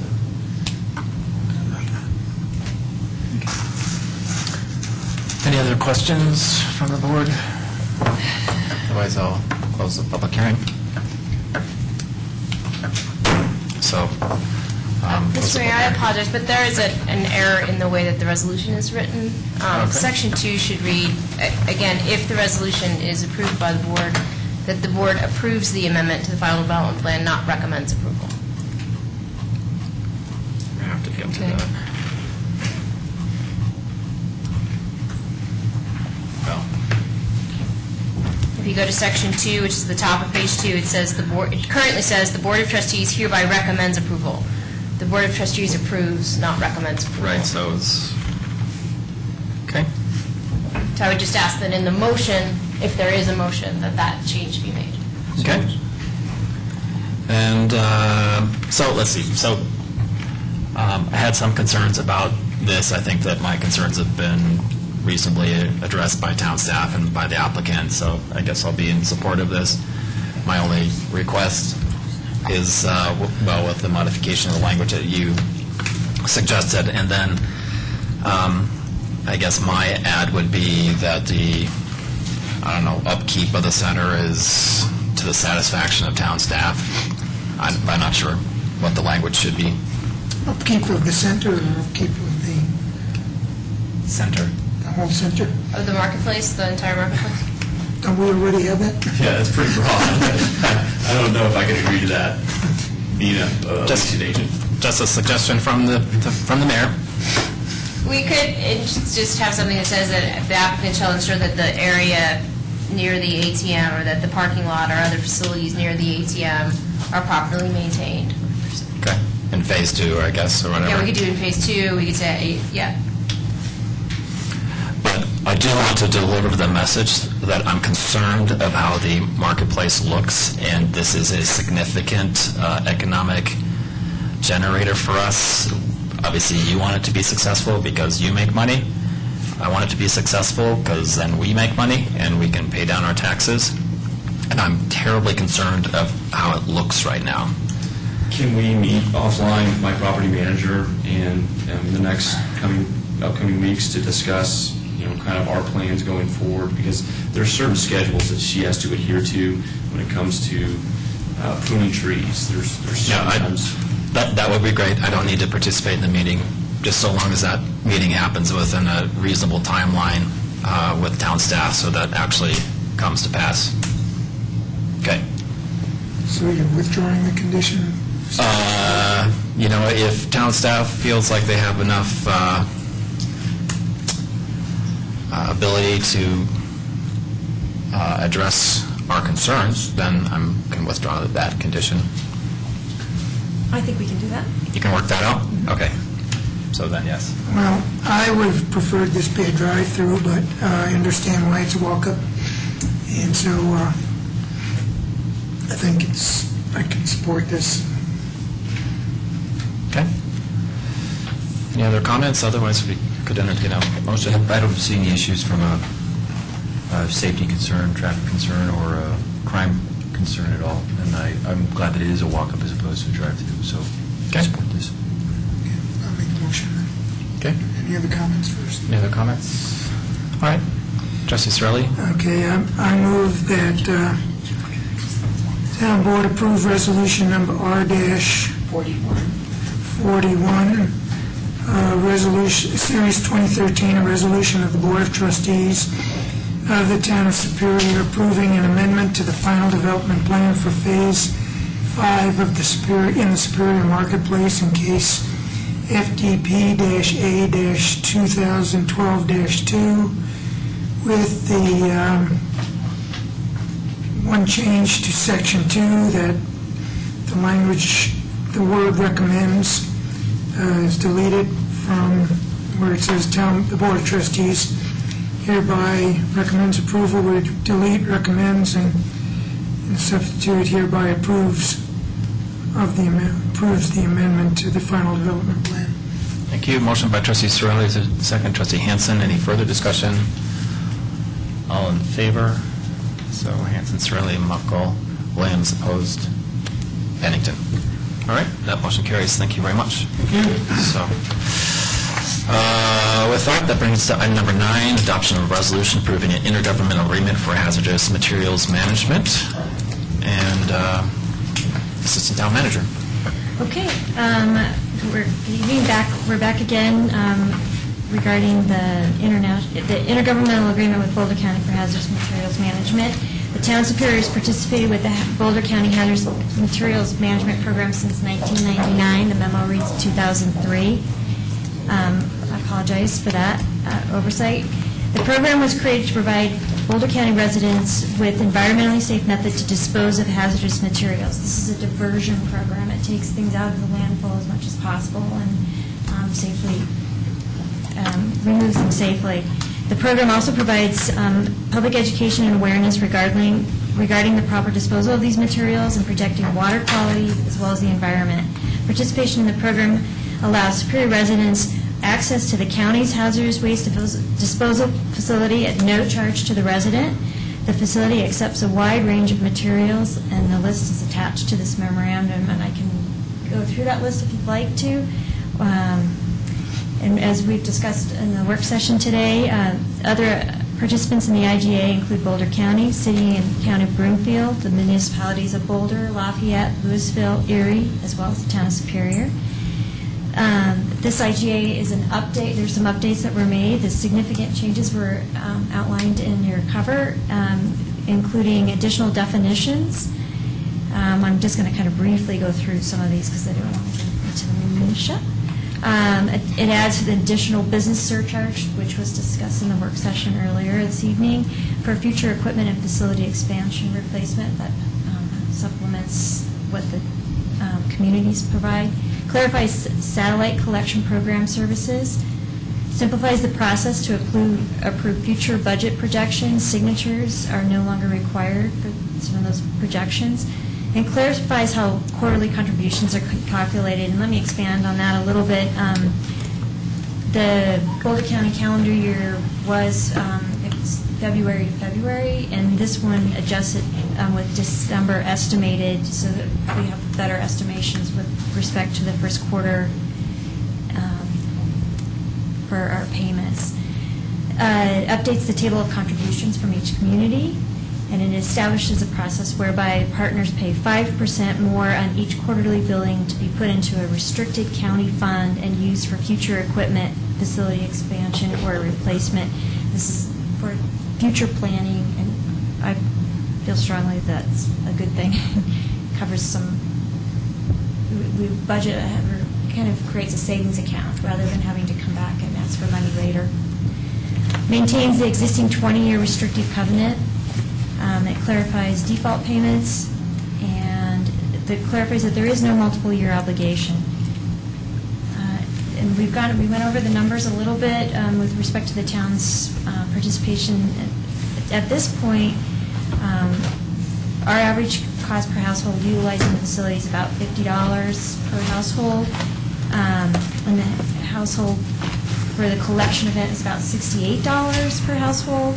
The cost can vary depending upon the types of materials that are collected. Some materials cost more to dispose of or repurpose, and it's a different type of quality or different items. You can't predict necessarily what you're going to get with each collection event.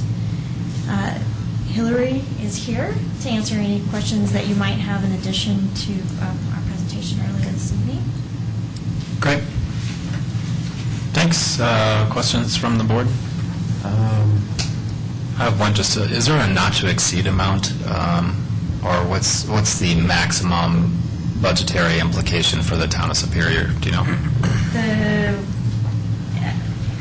Let me get to my total here. Actually, as Hillary makes her way up to the thing, the calendar year budget amount is $10,877 now. Is that a not to exceed? Hillary Collins, Boulder County, and that's an estimate. That is an Unfortunately, it all is determined by how many people use the facility, and if more use it, the county will bill the town of Superior more, and vice versa. So that's how it works. I can't imagine this ever would get to the point that we have a $100,000 bill because so many people came across it, but I'd like at least some mechanism about, if we're going over a certain amount that the board gets notified or something.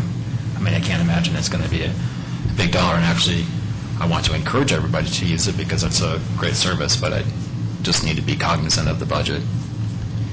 I think that's where the committee comes in. All the different participating communities meet, representatives meet on a regular basis, usually about 2 or 3 times a year, and we look at how the program expenses are going and talk about if there are any other communities that are going to get any surprises in terms of the budget. But we do have a lot of years of history to base it on too, and we haven't seen any major jumps in any community's participation, really. And do we have somebody on that committee? Yes. There you go. Well, you will let us know then. There's also a couple legal ways. If the budget is too high, we can get out of the agreement. We can non-appropriate. There's other legal ways to avoid that. Once again, if we could spend $15,000, that would be fantastic because we're getting all that out of an appropriate location or moving it out of people's houses. So I love that. I just need to be cognizant of that dollar figure. As you can probably imagine, restricting use of the facility is difficult. Say a community gets to their cap, then we have to start turning people away, and then they've got a car full of waste. Right. It's difficult. Yep, fair enough. Trustee Hanson, you had a question? Just a couple questions on Section 5 of the agreement. Letter A. So it appears in here that our net costs are minus any, if you sell batteries, old batteries, and you get revenue from that, then that is actually taken from It reduces our cost, our total Exactly, cost, our net cost. exactly. Okay. If it's for your event, it reduces your event cost. If it's for the regular program, it just reduces all the community's costs. And then do you share that, a report of that to our town staff? Okay. Yes, yeah, we provide very detailed reports to staff. Okay. And then Section B of that same, Section 5, says that the budget projections for the following year will be provided to each party on or before May 1st of the preceding year. So our budgets aren't done until later in the year, but yet we have to approve it by June 30th. This allows us to budget for the following year. So we have the numbers for 2014, which is this time. Oh, I see. So they say, okay, here's what it is. We give them the okay, and then we put it into our budget for the following year. Okay. So it's not like we have a discussion on it and say, this is what it's going to cost. Do we approve it now or not? It's part of our budget process. Okay. All right. That was it. Okay, thanks. Other questions? Any public comment regarding this? Yes. I should mention one more thing, and that's that the RCAC Recycling and Conservation Advisory Committee did review this IGA at their meeting a couple of weeks ago, and they wanted to make sure that the town board was aware that they're aware of this IGA, and they want to recommend that the town board continue with the program with the caveat that we increase our exposure and awareness about the program, which I'm all for supporting. Just one last question for Kendra, and I think this goes without saying, but I thought I'd ask. You've reviewed this whole thing, Yes. I've been miscellaneous provisions and all that kind of stuff? Yes, I've been working for a long time on this with a lot of different attorneys. So, Thank you. Okay. yes, thank you. All right. Well, obviously, I'm going to support this. I think it's a great program, and hopefully we'll move forward. If that's the case, I'll entertain a motion. Trustee Surley? Okay, I move that the board approve Town of Superior Resolution Number R-42, 42. Series 2013, a resolution of the Board of Trustees of the Town of Superior approving an intergovernmental agreement for hazardous materials management. Motion by Trustee Surley, second by Trustee Hansen. Any further discussion? Yeah, just real quickly, I really would like to see, when I see that we're 1.88% participation, we just interviewed a new person for RCAC tonight who seems like he's got a lot of experience. He's going to add a lot of good stuff to RCAC, and I would like to see more education in the community and the need to do this more. I'd like to see us at least be ahead of Louisville. It's a great metric to follow, and that will be the goal of town staff. We can offer to pick up their stuff and carry it in. And carry it over here? Okay. Well, we have a motion and a second, and unless there's any other comment, then Phyllis? Surley? Yes. Hanson? Yes. Buckle? Yes. Pennington? Yes. Williams? Yes. All right, very good. That brings us to item number 10, approval of second quarter contingency grants. We're 3 minutes ahead of schedule. Well done. And Assistant Town Manager. All right. Good evening. So you have before you the approval of the second quarter quarterly contingency grants. We have 3 applications in front of us. I wanted to let you know we had $350 extra dollars that were not expended in the last quarter, and so we added that to the $2,500 the allocation for a total of $2,850 to allocate this amongst the 3 applicants. You can, of course, may change those amounts to whatever you'd like to do. The first program is Monarch High School, and it's to provide a computer program or computers for students who might not otherwise be able to have computers, and those computers become the property of the students, so they can take them on to college, and so it's a multi-year benefit to the student. The next program is Superior Mustangs Youth Football, and that one's for safety equipment. They're looking to, it's based on concussion. They're trying to alleviate concussion concerns and train kids on how to properly tackle. And that So that's the second program. And the third program is a grant request from Superior Elementary, which is similar to the Monarch High School program, which is using Google Chromebooks and to purchase those and use those as a teaching tool, and it's for the 5th grade class. So the totals are Monarch High School requested $747.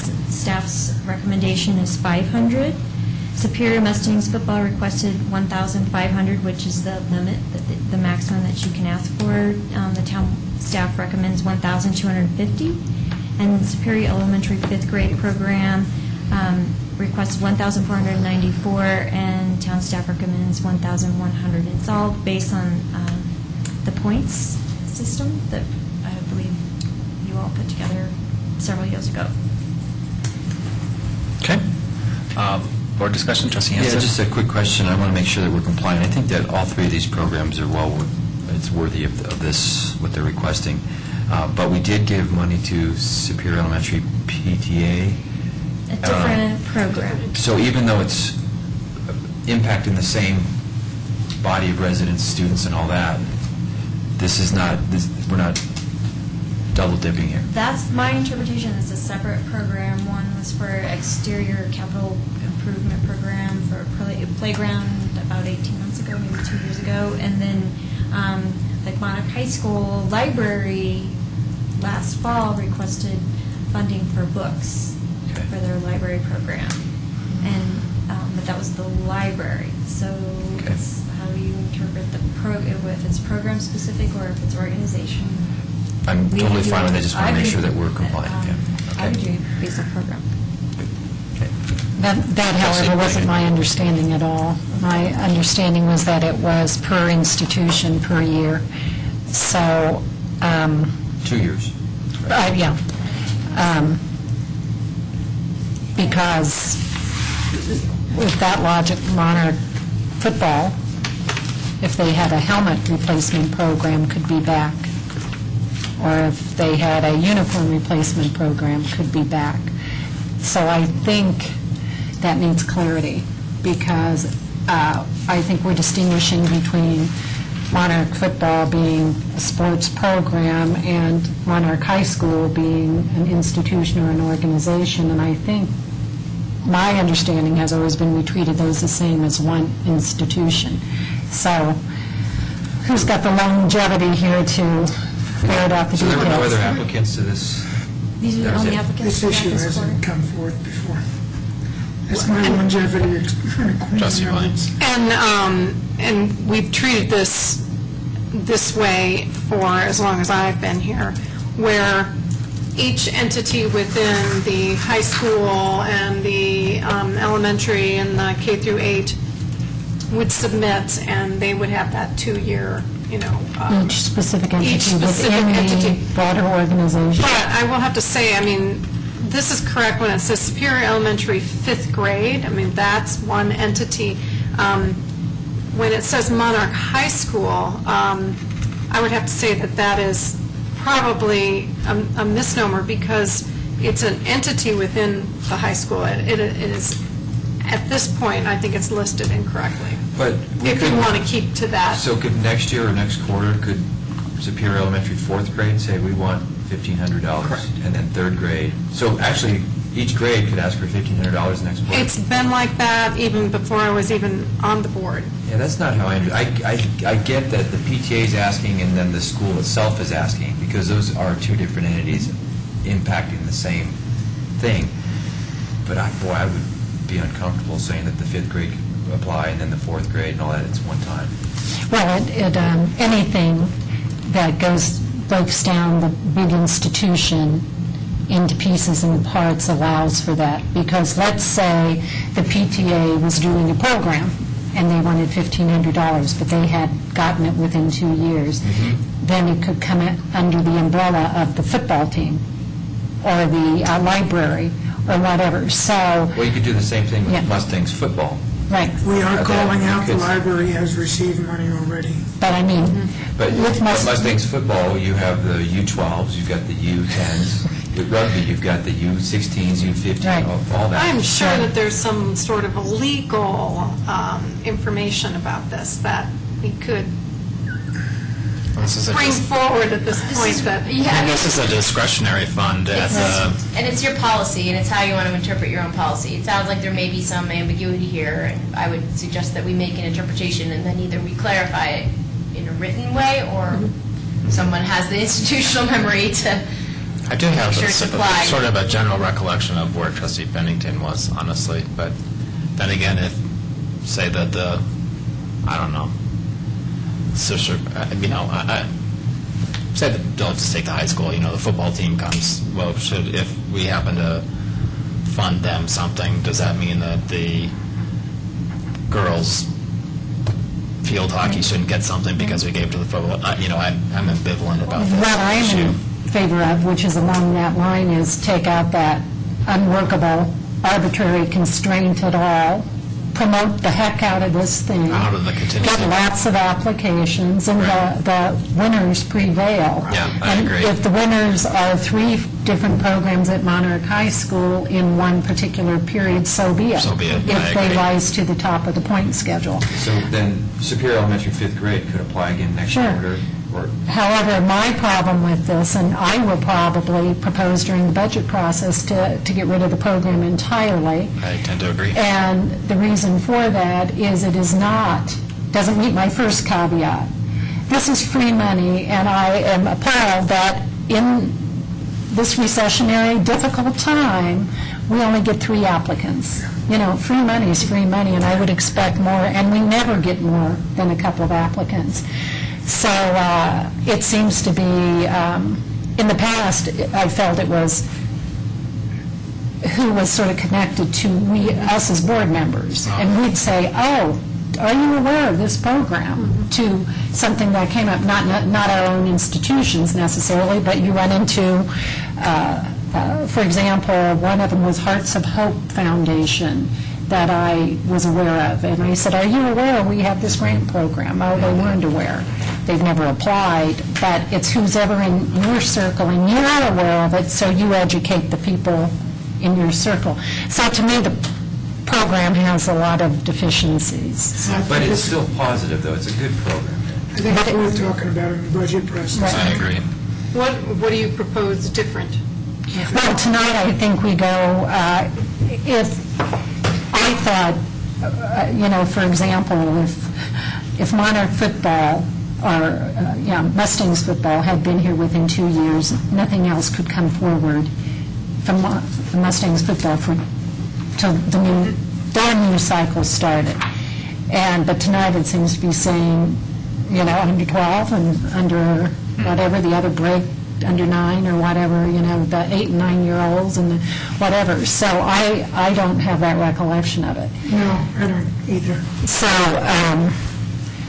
but this always makes me uncomfortable that we're not getting the word out, and it's just whoever is in some narrow circle that's aware of it, and we have the same applicants time and again. It'll be a good discussion during the budget cycle. Can I ask just another question that about the 2-year cycle and the amount? So it's $1,500 in 2 years, right? So if you do $750 in year 1, $750 in year 2, you do $750 again in year 3, and $750 in year 4. Discretion, our discretion. Yeah, I tend to agree that you may want to just use this perhaps in the point system. Perhaps you say if somebody's applied a year ago, they don't receive as many points somehow in the point system. But I agree with you that it's a little bit difficult to impose this restriction. So we'll just make sure that we highlight that for the budget cycle. And I need to ask the attorney a question. So I have a Superior Elementary 5th grader. Incoming 5th grader? Upcoming 5th grader. So which directly applies to this. And I have somebody who plays Mustang football. I'm not getting any financial compensation from any of this, but I just wanted to be clear that potentially I might have a conflict, and I just want to make sure the attorney was comfortable with this. I'm comfortable, thank you. Okay. I have one clarification to make, and that's the Mustangs youth football's looking to purchase a landing pad to be used for tackling drills rather than talking drills. I wondered what that was anyway. They're a very social football team. They're not very good tackles. They really have nasty blackboard sessions. I imagine it was the coach. Exactly. That's the first thing that came to my mind. I've had coaches that you needed a launching pad, landing pad. I just want to say two things. One, another disclosure here. I have two kids at Monarch, although they are not requesting a computer. The other thing is that I would like to find out what other towns do for their, if they have any other grant programs and how they execute it and how that all works. And if we could just have a little synopsis on that, and maybe that would help spur some conversation of where we need to go. That helps with the budget, too. I have several clients that have them, sorry. Great, thanks. Trustee Pennington. So is there any interest, since literally these will be two discrete computers that Monarch High School awards to students of need to own from that point, to specify that should there be applicants from the town of Superior, they would receive these? And if there are no applicants from the town of Superior, that they would go to whomever? I don't think you could do that. I'm not sure that they would agree to take the money under those circumstances, but they're not here, so. Well, I mean, How about a preference? Preferentially would be directed to students that need from the town of Superior. Is that okay? Kind of the same thing, but. That's my preference. I just don't know if they would take them with that restriction on it, but I guess that would be their choice. And can we get just related to this particular issue, can we get some people come back and say thanks, but most people, it's just, we don't hear much back. So if you could track down recent recipients of this and make sure that they're using the money for what we said that they were going to do. Well, they have to supply a receipt of how they spent the money. Well, I mean, like a paragraph or something about thanks for doing this, I have served on more grant award committees than I care to admit to. And the one I served for years on at University of Colorado actually had a requirement that if somebody had received a previous grant, that they actually document the success of that expenditure as part of the new grant application. In other words, you got to prove to us you used the money we gave you last wisely, and that actually was incorporated in the point system. So that's one idea. Yeah. All right. Well, if you could track that down, that would be great. Anything else regarding this particular issue? And I'll entertain a motion. Trustee Williams, is that a? Oh, I raising don't your know, I hand was over just here? going like this. Okay. I had no reason to. But, I don't think. Say I make a motion to approve the 2013 second quarter Board of Trustees contingency grant program. The dollar figures as outlined by staff. Okay. Motion by Trustee Hanson, second by Trustee Sorelli. Any further comments? Phyllis? Roll call. Yes. Sorelli? Yes. Hanson? Yes. Williams? Okay. Yes. Pretty good. Pretty darn good. So I think that we're supposed to wrap this up at 8:50, and it's 8:47. We did that, yeah. So, We're quite on. anything else to come before the board this evening? Nice job, Beth. Yes. Well done. And congratulations to the current town manager and his glowing report and/or I'm not sure what you'd say, like the featured manager in the ICMA. Grudgingly, let me tell you. So we can harass him when he's back. Okay, perfect. Seeing nothing, meeting adjourned. Thank you.